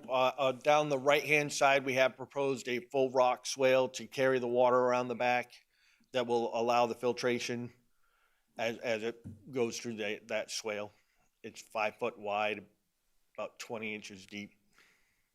Can you depict perhaps, I don't know if there's a mouse available to you there, but you mentioned that the limits of clearing may not extend to what the limits are shown here.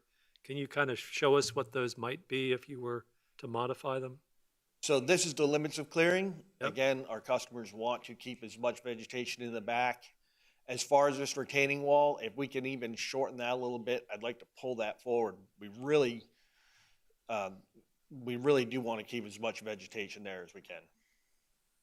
But that would be, so if I were to pull that limits of clearing in, I could actually shrink it here a little bit and then bring it up to the inside of that retaining wall. And I would not be objective to doing that. Was this this is a two-story dwelling with a walkout basement? No, sir, it's a single story with a walkout basement. Thank you. And so just for clarity on the square footage, you mentioned that this was a little over 2,000 square feet. It's 2,005 square feet. Yeah. And We had just done some new, with staff a week and a half ago. We talked about shrinking it down. We cut down 2 foot on the side. We shrank the garage down, and we also shrank the back of the house down. and was staff correct that the first floor minimum requirement is 1,200 square feet?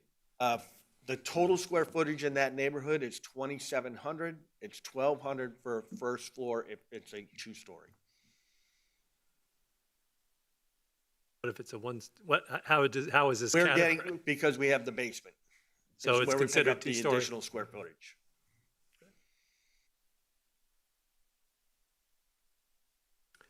Any other questions for Mr. Adams? Real quick, can you just clarify again? You said there's a rock swale on the, looking at the Yes, site sir. plan. Down this right-hand side, if you look right here, this is a rock swale that runs Right to the wetlands? right down the side of the house.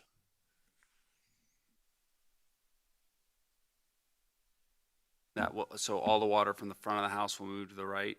Yes, we're Carry gonna, down? Okay. all of this water will have to come across here and we'll catch it into that rock swale. Thank you. Thank you, sir. Thank you. Would anybody else care to address the board on this matter?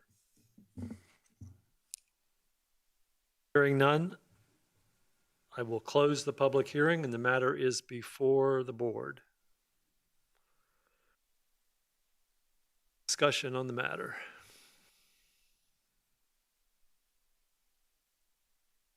Mr. Chairman, they, certainly I think the house is far front, as far as the building setback goes, it's as far front as they can, get the house.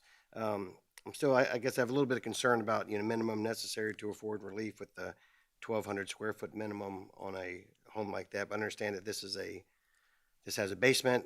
I guess it's considered a one-story with a basement. That's 75% above the minimum square footage requirement in First Colony. I'm just kind of struggling or just thinking about that, but that's kind of what I'm thinking about. Any other questions or comments, discussion items?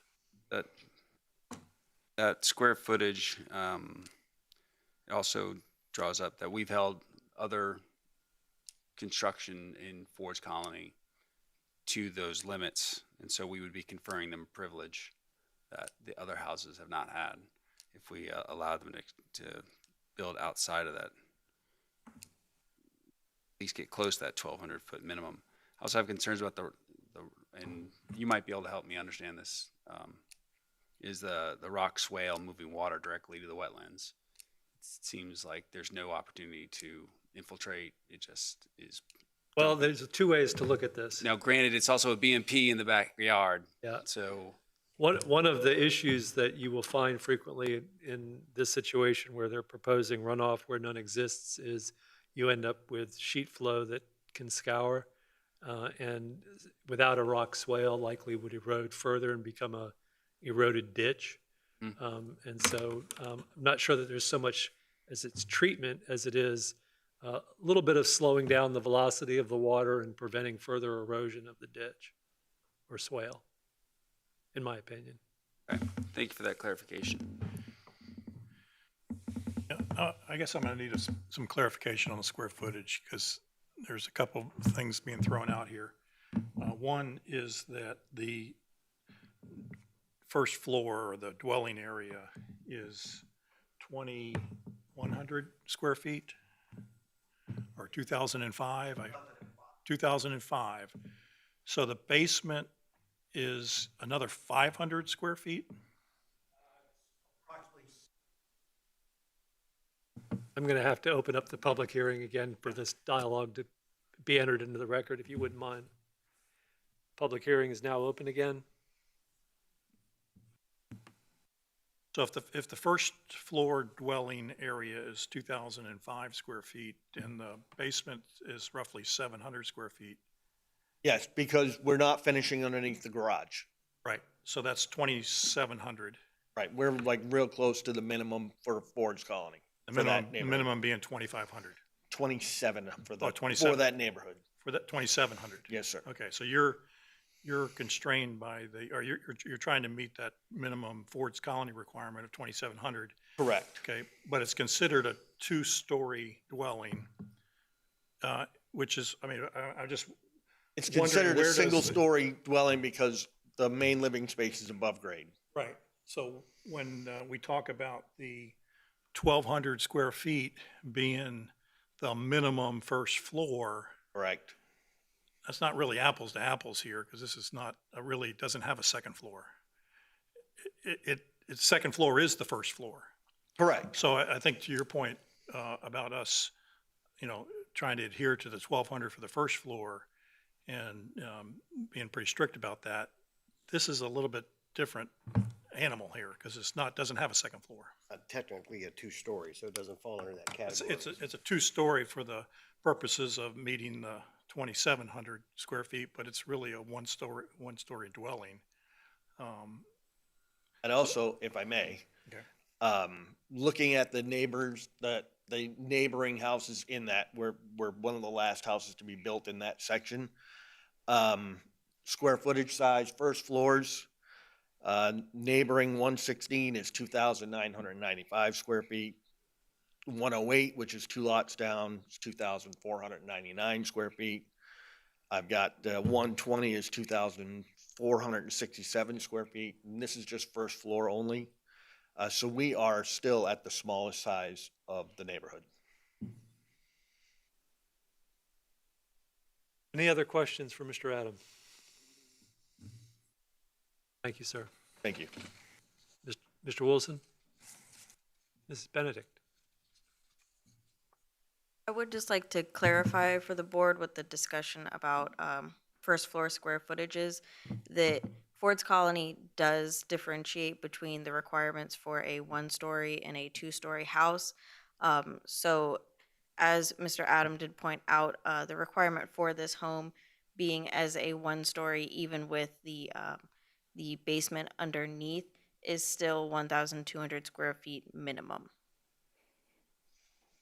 Not 2,700 square feet? Correct.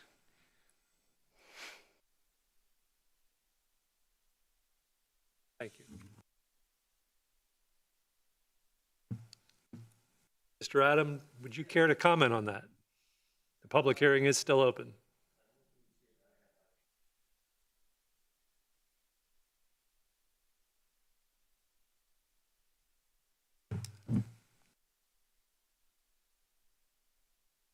You may.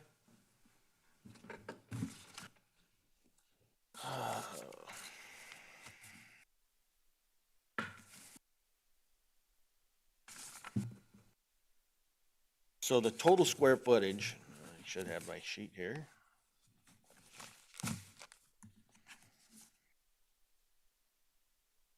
In that section.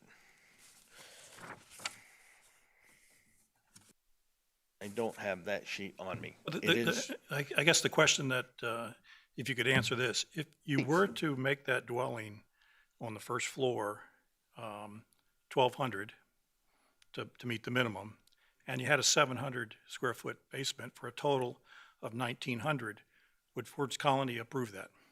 Ford's Colony has already approved it. No.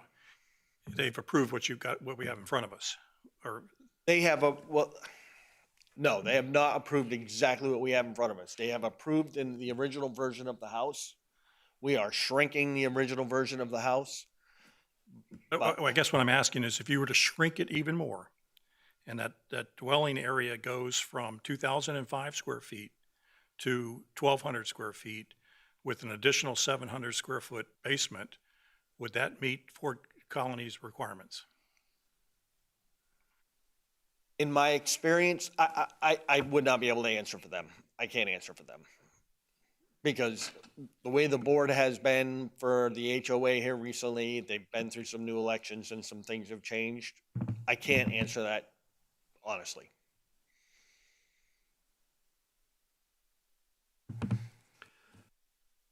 Any other questions for Mr. Adam? Mr. Adam, I'll just make you aware, since we are an open public hearing, that there are options before you, or the matter can be voted up or voted down Yes, sir. on its merits tonight, or you have the option of requesting a deferral. You have the option of requesting a deferral.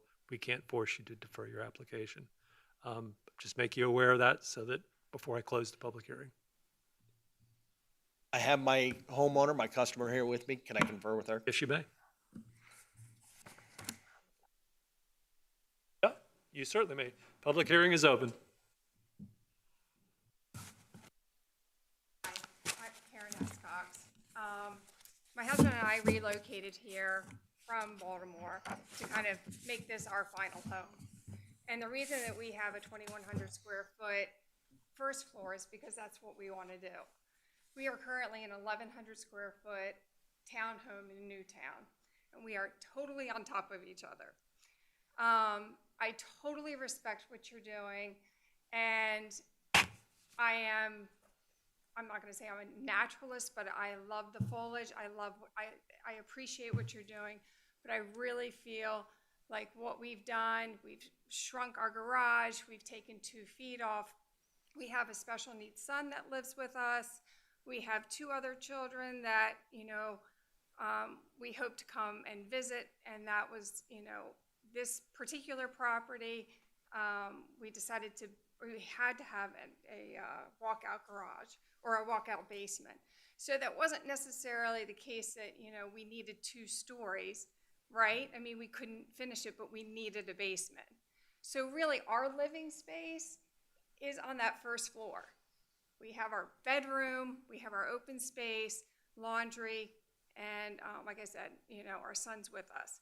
So with that being said, I mean, like I said, I appreciate what you're doing. I said, but we really are working so hard, and we have been here since November, and we just really hope you take this into consideration. I don't feel like we're asking for something out of the ordinary, considering all the other homes that are there and surrounding it. So, anyway. Thank you very much for your time, comments. 2008.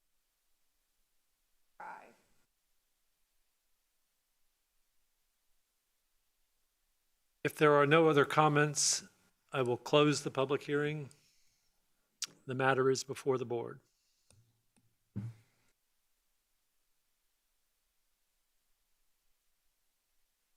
Well, Mr. Chairman, I think I have, I still have concerns about essentially two other criteria where there's the minimum necessary to afford relief, as well as Mr. Dunn suggested, the granting special privilege due to the fact that the square footage is 75% above the minimum in that area. So those are the two reservations I have on the matter. Any additional discussion on this case?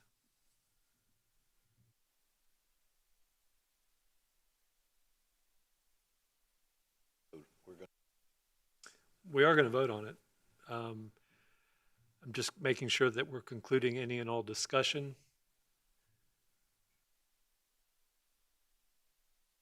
Yeah, this lot is, you know, it's not an easy one to put a house on, given the extent of the footprint that's in the RPA.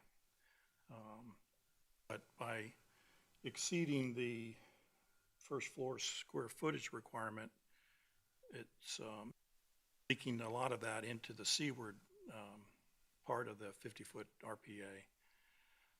I don't know, I just kind of scratch my head wondering, you know, is there a different way to look at this thing? Not that we're going to be voting on a different way, but just wonder if this is the optimum in light of trying to have the minimal impact on the property.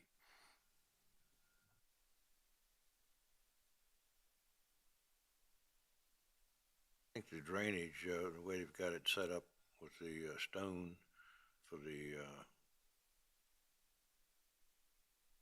slow the water down so you don't have the erosion down the side. I think that's a good idea.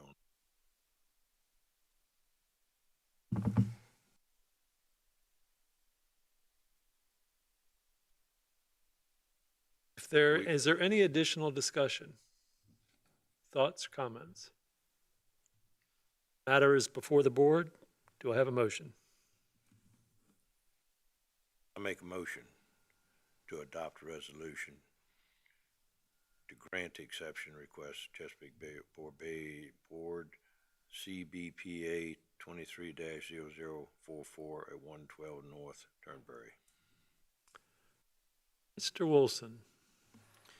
Motion is to adopt. Mr. Waltrip. Mr. O'Brien. Yes. Mr. May. No. Mr. Dunn. No. Mr. Roadley.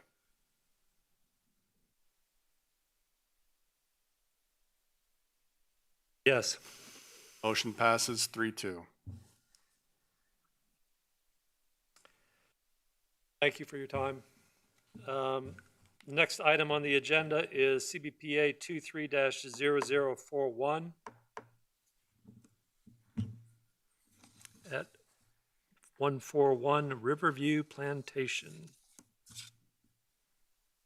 Good afternoon, Mr. Chair, members of the board. Trevor Long, Watershed Planner, here to present CBPA-23-0041. Mr. Edward Jordan has applied for a Chesapeake Bay exception for encroachments into the RPA buffer for the installation of riprap and grading located at 141 Riverview Plantation Drive within the Skimino Creek watershed. This parcel is outlined here above in blue, with the watershed boundary outlined here in yellow. This parcel was platted in 1962 prior to the adoption of the Chesapeake Bay Preservation Ordinance in 1990. Total lot size of this property is 1.65 acres, of which 59% is located within the RPA. This property is, as outlined here, again in blue, with the area of proposed work indicated by this arrow. Some topography for this lot. It is a lot with the highest point being in the front, with a sloping ravine to the north of it and the York River directly behind it. The RPA as it affects this property, again, 59% of this property is within the RPA. This ravine that I spoke of earlier is an RPA feature, meaning there are wetlands at the bottom of this RPA and they lead to the York River, which is property abuts to. The floodplain as it affects this property, for the most part, it is the rear of this property. The applicant is proposing to grade the front yard of the property and add riprap to reduce erosion issues that the applicant is experiencing. Approximately 2,052 square feet of land disturbance within the landward 50-foot RPA is anticipated associated with the proposed grading. Additionally, the applicant is proposing to install approximately 600 square feet of riprap within a drainage area within the area of grading that is currently experiencing erosion. On the site plan above, you can see the RPA as a whole. The RPA is shown here in orange with the 100-foot resource protection area being outlined in this red pattern and the 50-foot resource protection area being outlined here in this red line. The area of erosion and fill is encapsulated in this area here. It's currently a null that is experiencing erosion around the slope of it. The proposed riprap area is starting approximately at the end of the 100-foot resource protection area, moving seaward towards the resource. And the area of grading is at the top of that null. So the applicants are proposing to remove dirt from the top of the null and fill down towards the existing slope, creating a more even sloping area. Total impacts to the RPA associated with this site plan equate to 2,652 square feet of impacts to the landward 50-foot RPA. Required mitigation for this amount of impervious impacts equals 6.5 planting units, which is 6 canopy trees, 12 understory trees, and 23 shrubs. Some site photographs. This is looking seaward of the existing knoll, which is a vegetated area here with mulch. The ravine, which I was speaking of, is beyond this tree line. This tree line is essentially the start to the slope that goes down to the ravine. And also in this picture, the area that you can see some exposed dirt, that is approximately the area of the fill that is proposed with this project. We are now standing at essentially the seawardmost section of that fill, looking back up towards the area that the vantage point we were just looking from. This area being that of which is being proposed to be graded. And looking in the other direction, but from the same stance. So again, this area is intended to be riprap. And then looking down that section as well. More photographs, the highest point being approximately here, and this is the area of fill. Standing back, looking at the project site as a whole. So the area of riprap being beyond these trees, but before the furthest ones, and the highest point of the null here as well.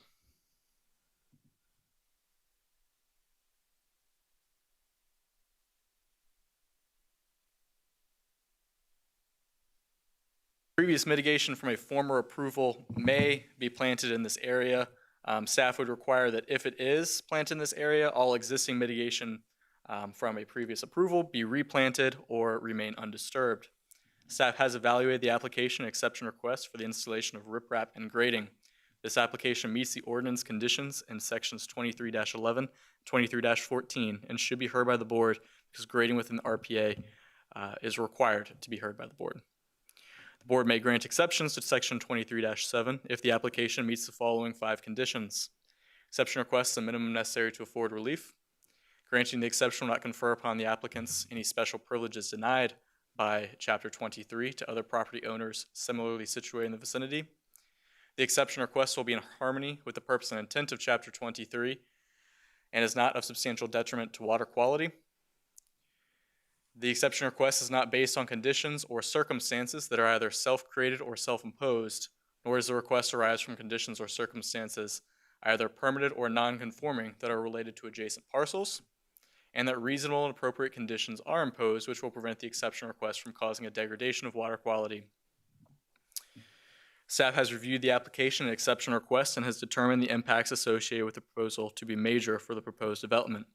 Should the board wish to approve this exception request, staff recommends the following conditions be incorporated into its approval. The applicant must obtain all other necessary federal, state, and local permits as required for the project. The applicant must submit a mitigation plan equating to 6.5 planting units to the Stormwater and Resource Protection Division prior to the project start. The applicant must submit a surety of $5,000 in a form acceptable to the James City County Attorney's Office to guarantee the mitigation plantings.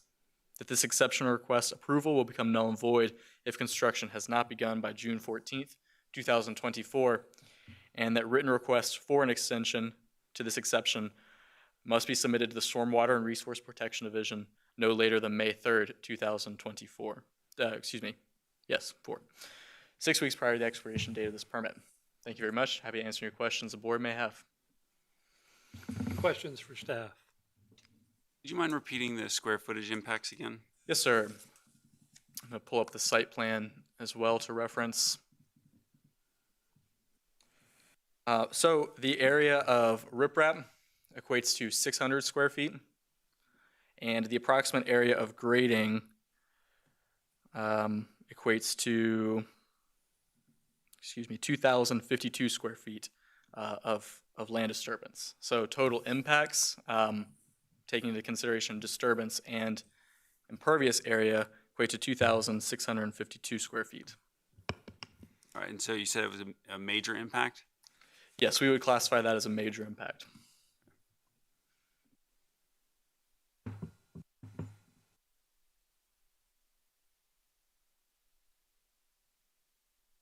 The riprap, though, really is the only impervious area that's being installed. Yes, sir, that is correct. The riprap being the impervious area here. So again, that number would be 600 square feet. And off the top of your head, you know the slope of that proposed riprap area? I do not know. Steeper than 3 to 1 or steeper than 2 to 1 or? No, at the moment I do not know that slope. I would defer that to the applicant. You mind showing the picture of the erosion area again? Absolutely. If it works, I'll just kind of go through the pictures because many of them touch on that area.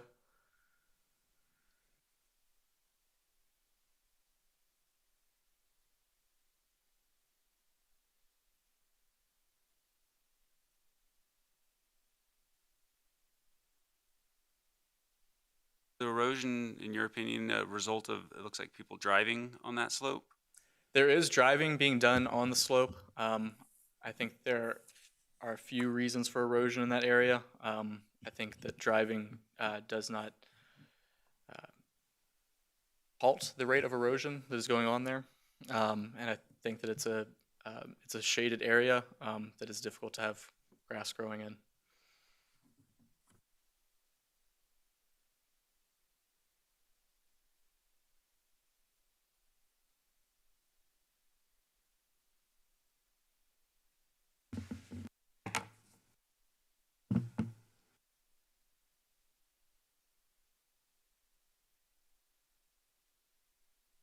Mr. Long, is the arrow in relation to the drawing? I mean, it almost looks to me like the riprap is going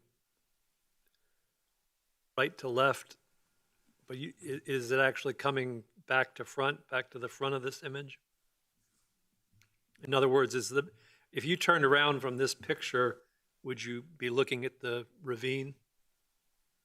So from this particular picture, we're really looking more, this arrow could be pointed more towards this Yeah, house. okay. To orient better. Yep, The left side of this picture is really that ravine. yep, I thought.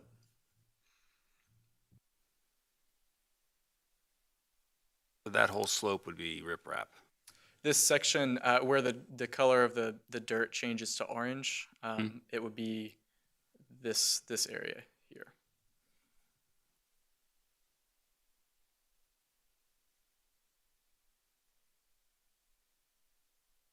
Thank you. Thank you. Would the applicant care to address the board? I will open the public hearing. I'll get it, Mike. Evening, my name is Edward Jordan, 141 Riverview Plantation Drive. Thank you for your time. Jordan. I'm sorry. No, I just said, welcome, Mr. Jordan. Actually, Trevor, they were actually going to grade this down.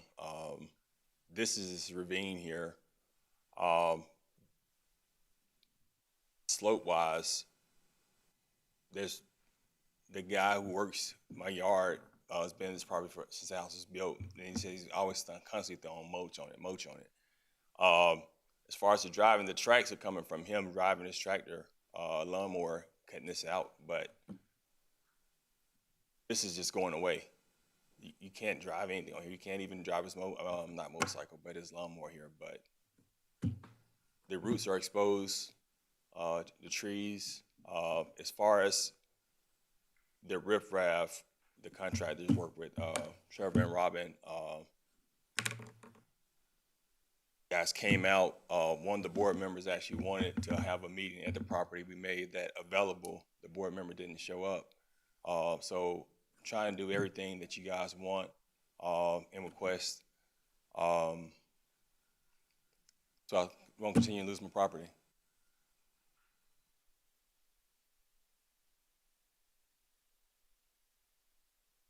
That's all I got. Thank you, Mr. Jordan. Would anybody else care to address this matter? Hearing none, we'll close the public hearing. The matter is before the board for discussion.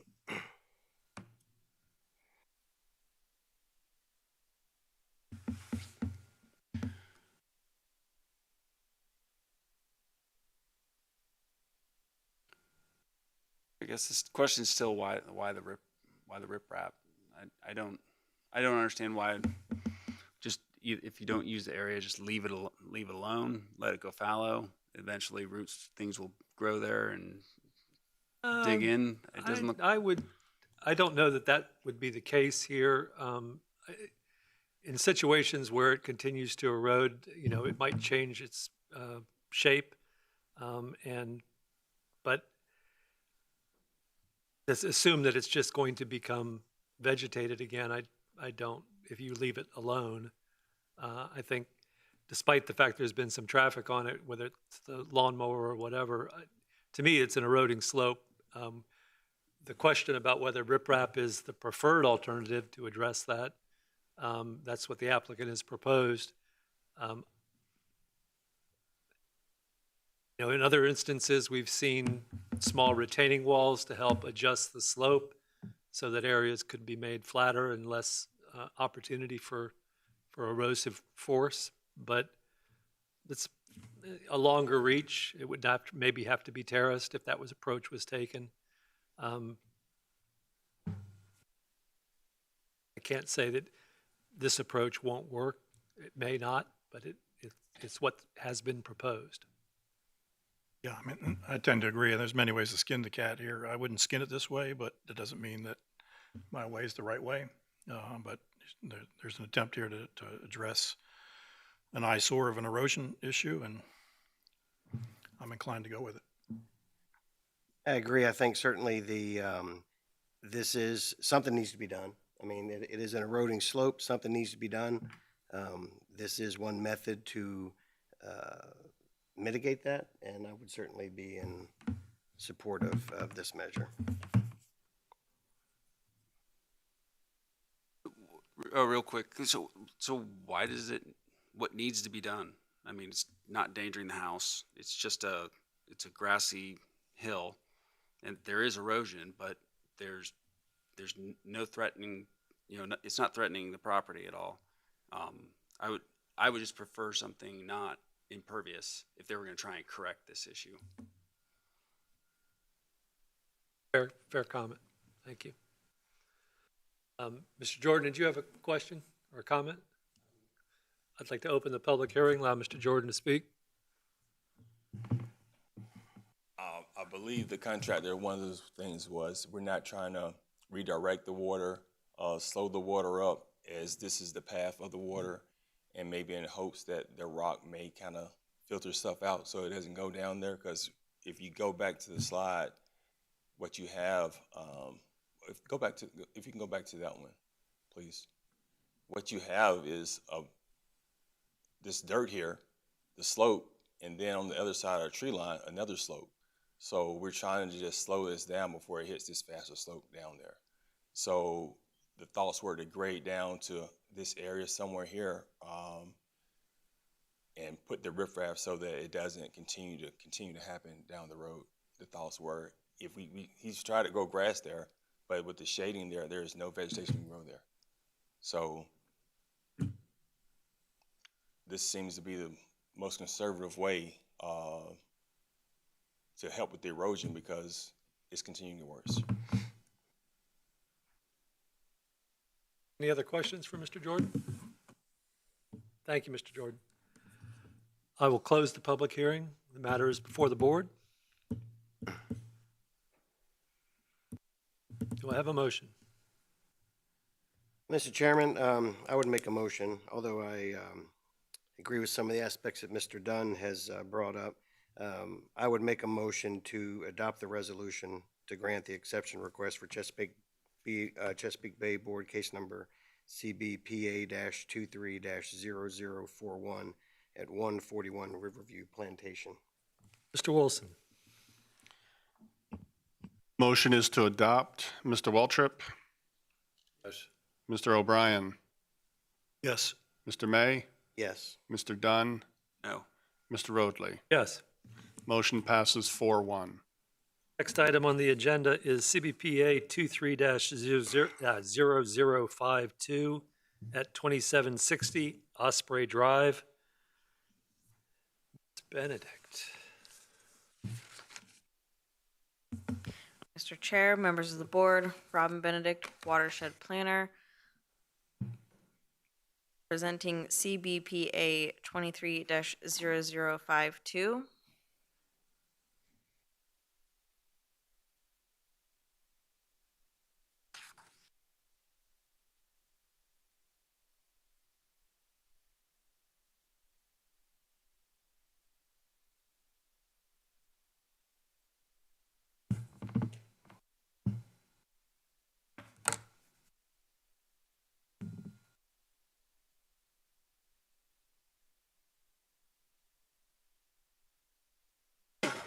Bless you.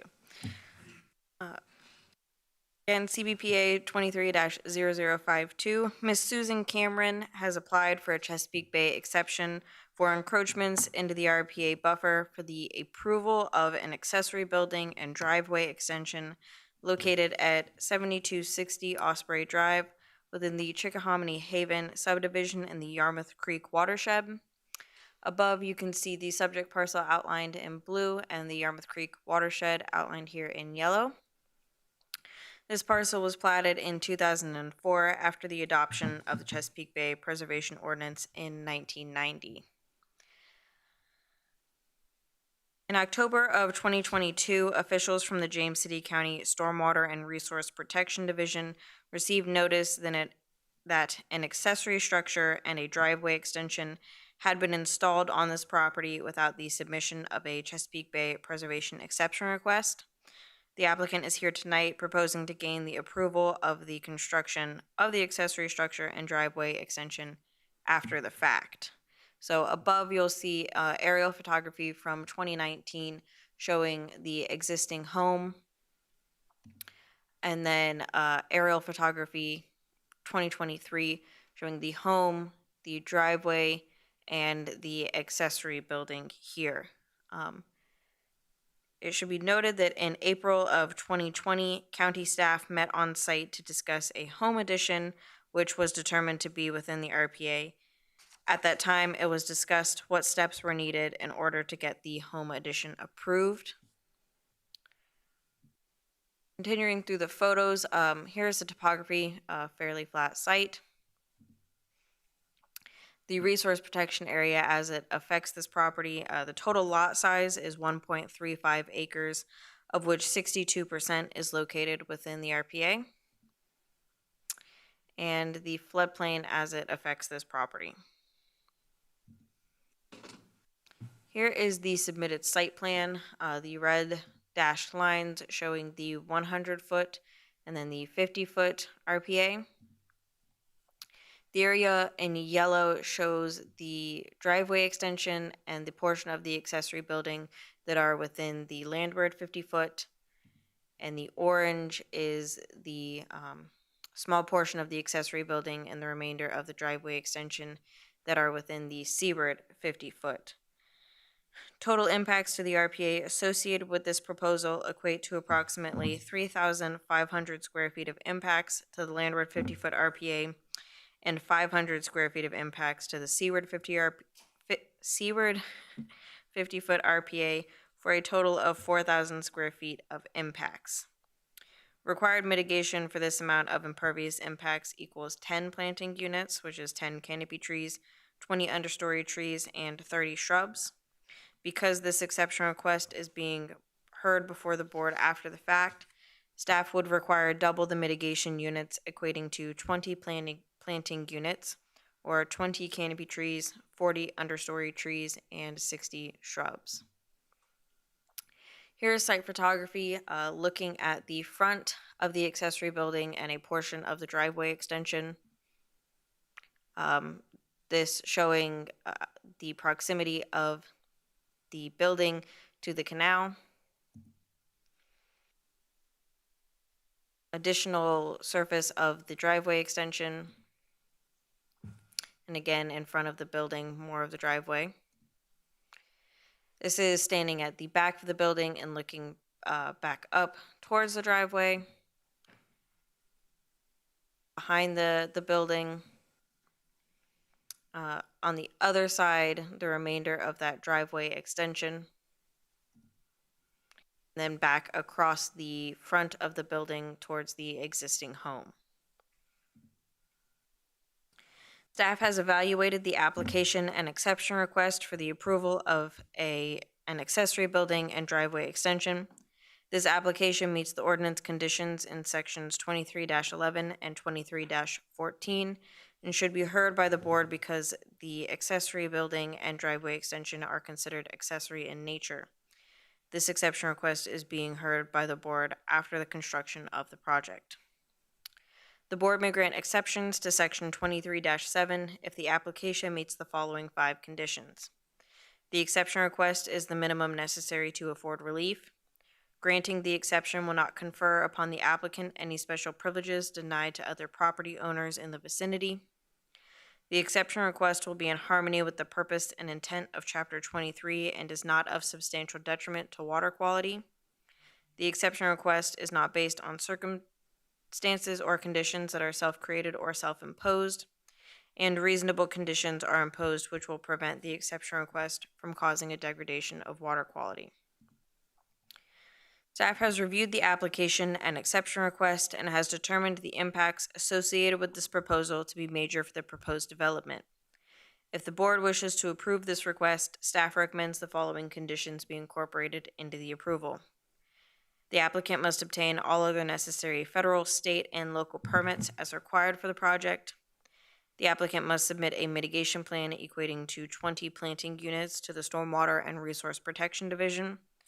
The applicant must submit a surety of $15,000 in a form acceptable to the James City County Attorney's Office to guarantee the mitigation plantings. An affidavit must be recorded in the Williamsburg James City County Courthouse prior to the issuance of a building permit.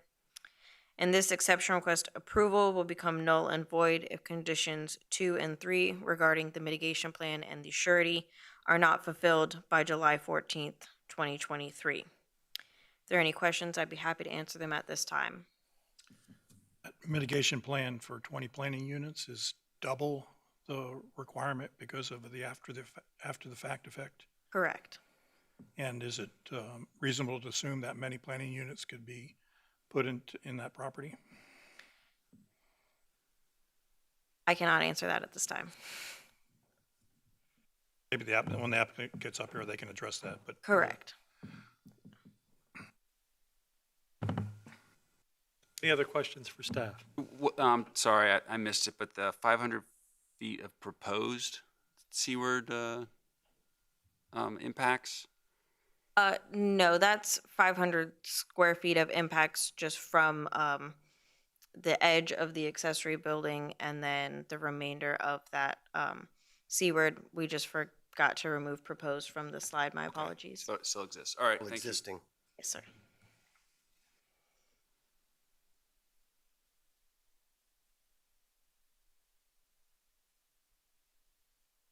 Thank you.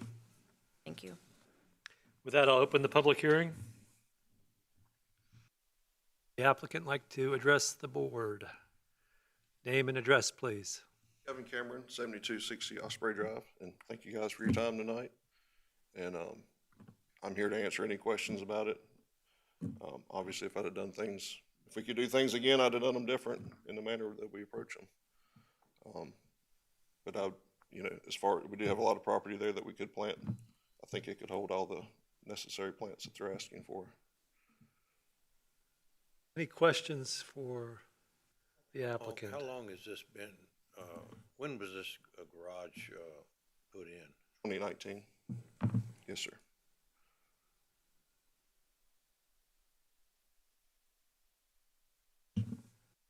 Would it be possible if you were, if the board were to entertain the building as it is, but I don't know if that's a gravel driveway behind it, but in looking at the screen, there's a bump out that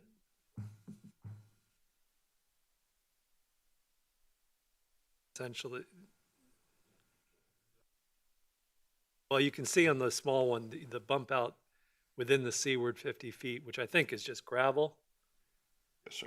Yes, sir. I mean, is there an option or accommodation to remove that gravel from that area, to remove that impervious encroachment? Possibly. The gravel is there, not related to this project. When I bought the property 9 years ago, that gravel was already there. Oh, it was. There was a boat ramp on the property, so that garage, we placed it in front of the boat ramp. Oh, so that's been there since, as far as years and years. Is that a boat ramp that you're using now? I do. I mean, occasionally I do. So, Mr. Cameron, you said that you built this in 2019? Yes, sir. The staff said they were out there in 2020 to do an evaluation. Is that correct? So was the building there then? Yes. Back in 2020, when we met with you, I don't believe that garage was there. It was, and we met with you about a different matter. We did, and we weren't focused on this. Right. We were looking at adding on to the garage. And, right. I mean, to the house. To the house, correct. Living quarters above a garage there. Okay. And so that never materialized, but that was the reason. Yeah, we were there for the house addition. I don't recall that being there, but it's not to say that it wasn't. Okay. At that point in time. Did Mr. Wilson explain to you about the RPA and how it worked and the permitting requirements? In the event that you built the extension on your house? If we would have. Yes. Yes, we went into detail about, what that would take. Who's your contractor for this, if you don't mind me asking? Michael Hibble. Oh, on the proposed that we did not do. Oh, on this actual. On the actual, so it was a metal building company. What's the name of it?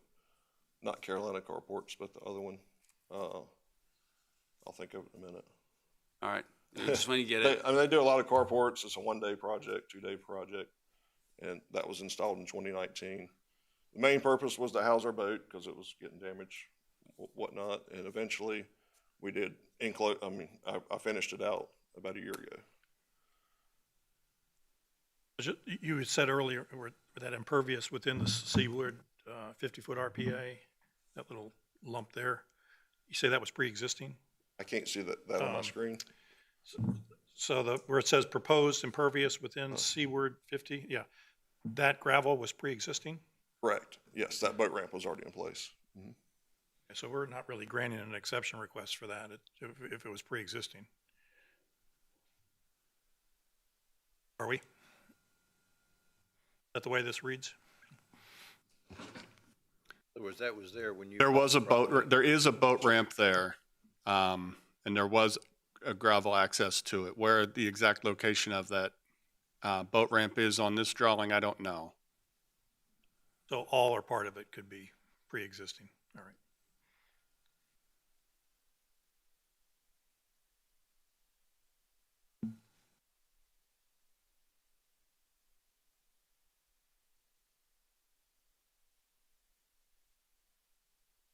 Any other questions for the applicant? Thank you, sir. Thank you for your time. I'm not going to close the public hearing quite yet. Would anybody else care to address the board? Would the board care to enter into discussion at this point? And the reason I'm doing this is because we may be calling the applicant back, and I want to give him the option to speak to the board.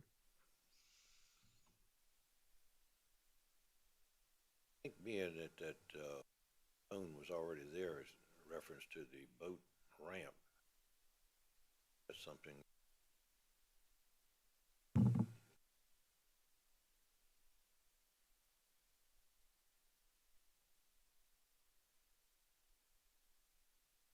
I don't think I should. Are you saying that the impervious was there, this building, which is also impervious, just went on top of impervious? Is that what you're saying? Excuse me, Mr. Waltrip, would you please speak into the microphone? Pretty much so, yeah.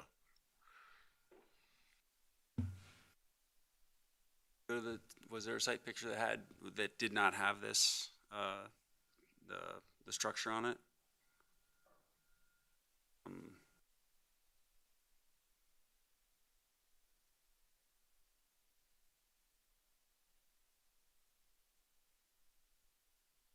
Difficult to make out with the shadows, but I can see some gravel generally under the trees.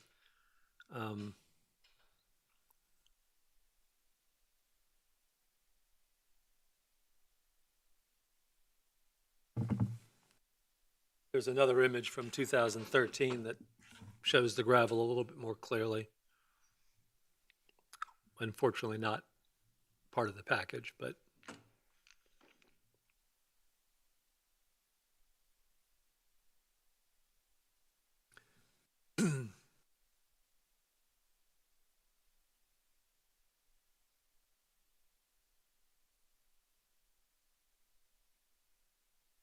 any other discussion on the matter?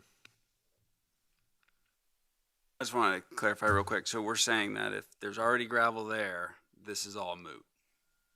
Not all moot. I mean, they built a structure in the RPA.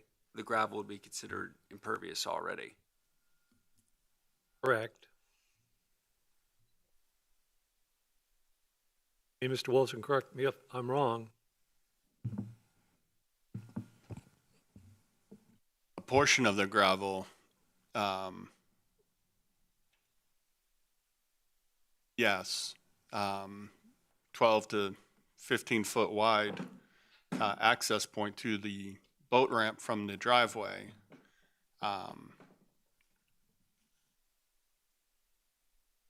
In this So area. a building on top, if they were to put the building squarely on top of the previously existing gravel, this matter wouldn't be before us? That is correct. That building is more than 12 to 15 foot wide. And then there's the fact that the driveway went circular in nature as well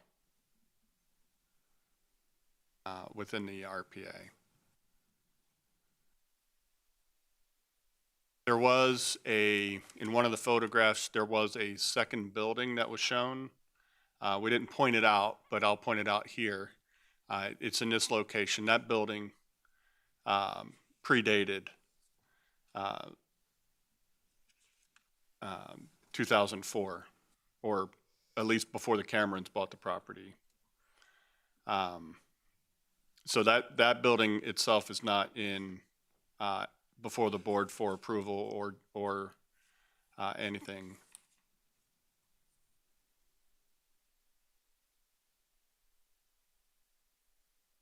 Any other questions for Mr. Cameron? Any other thoughts that you'd like to share with him before I close the public hearing?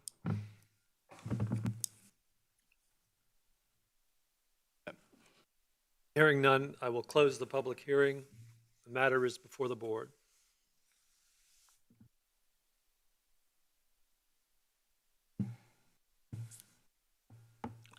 Mr. Chairman, I think I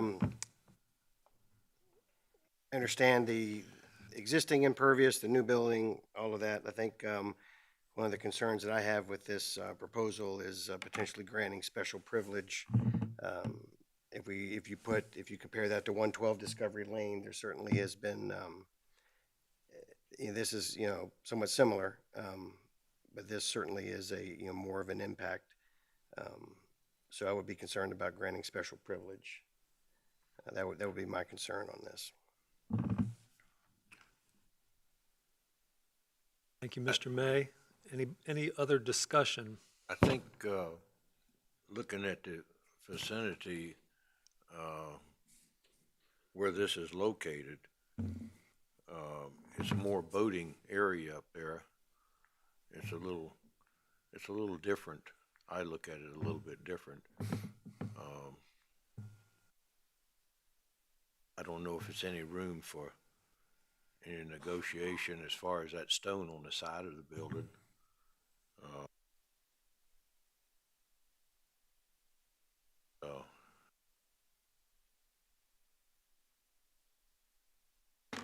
So, Mr. Waltrip, you're suggesting that perhaps to restore some of the area, keep the building in place, but restore some of the area by minimizing the gravel encroachment? I'd hate to see it. I think I'd hate to see it get turned down. It's a lot involved there from what I see. With, if you could work out something that could make it workable for the board to entertain, I think. Yeah, Mr. Chairman, you might want to give the speech again about we can't request a deferral. Well, one of the issues here, Mr. O'Brien, is this is an after-the-fact application, and I know staff put it on the agenda for us to act on it.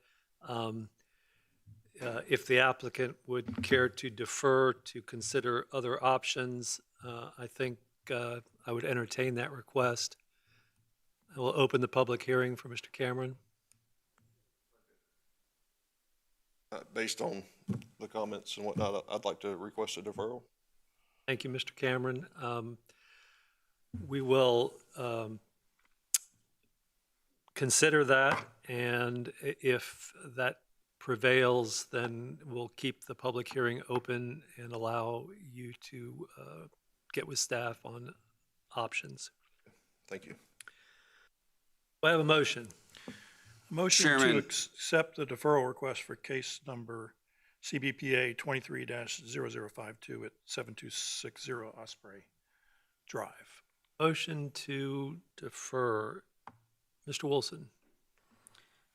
Motion to defer, Mr. Waltrip, Yes. Mr. O'Brien, Yes. Mr. May, Yes. Mr. Dunn, Yes. Mr. Roadley. Yes. Motion passes 5-0. Thank you. Yeah. And board, no, Mr. Chair, yes. I have been requested to set a date for the deferral request. I would propose, unless the Camerons object, I would propose the August Chesapeake Bay Board meeting. as opposed to the July meeting. Fine with me. Mr. Cameron?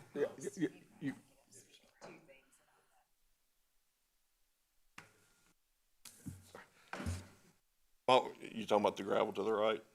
Well, yeah, so as far as I guess.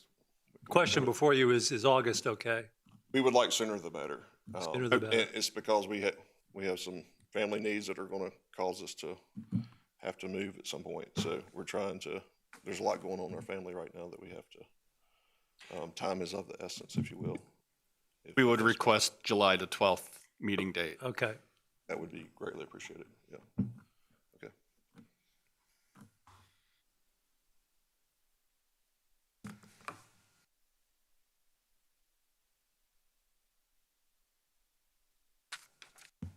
Any board considerations, matters of special privilege? Hearing none, do I have a motion to adjourn? So moved. All in favor? Aye. Aye. We are adjourned.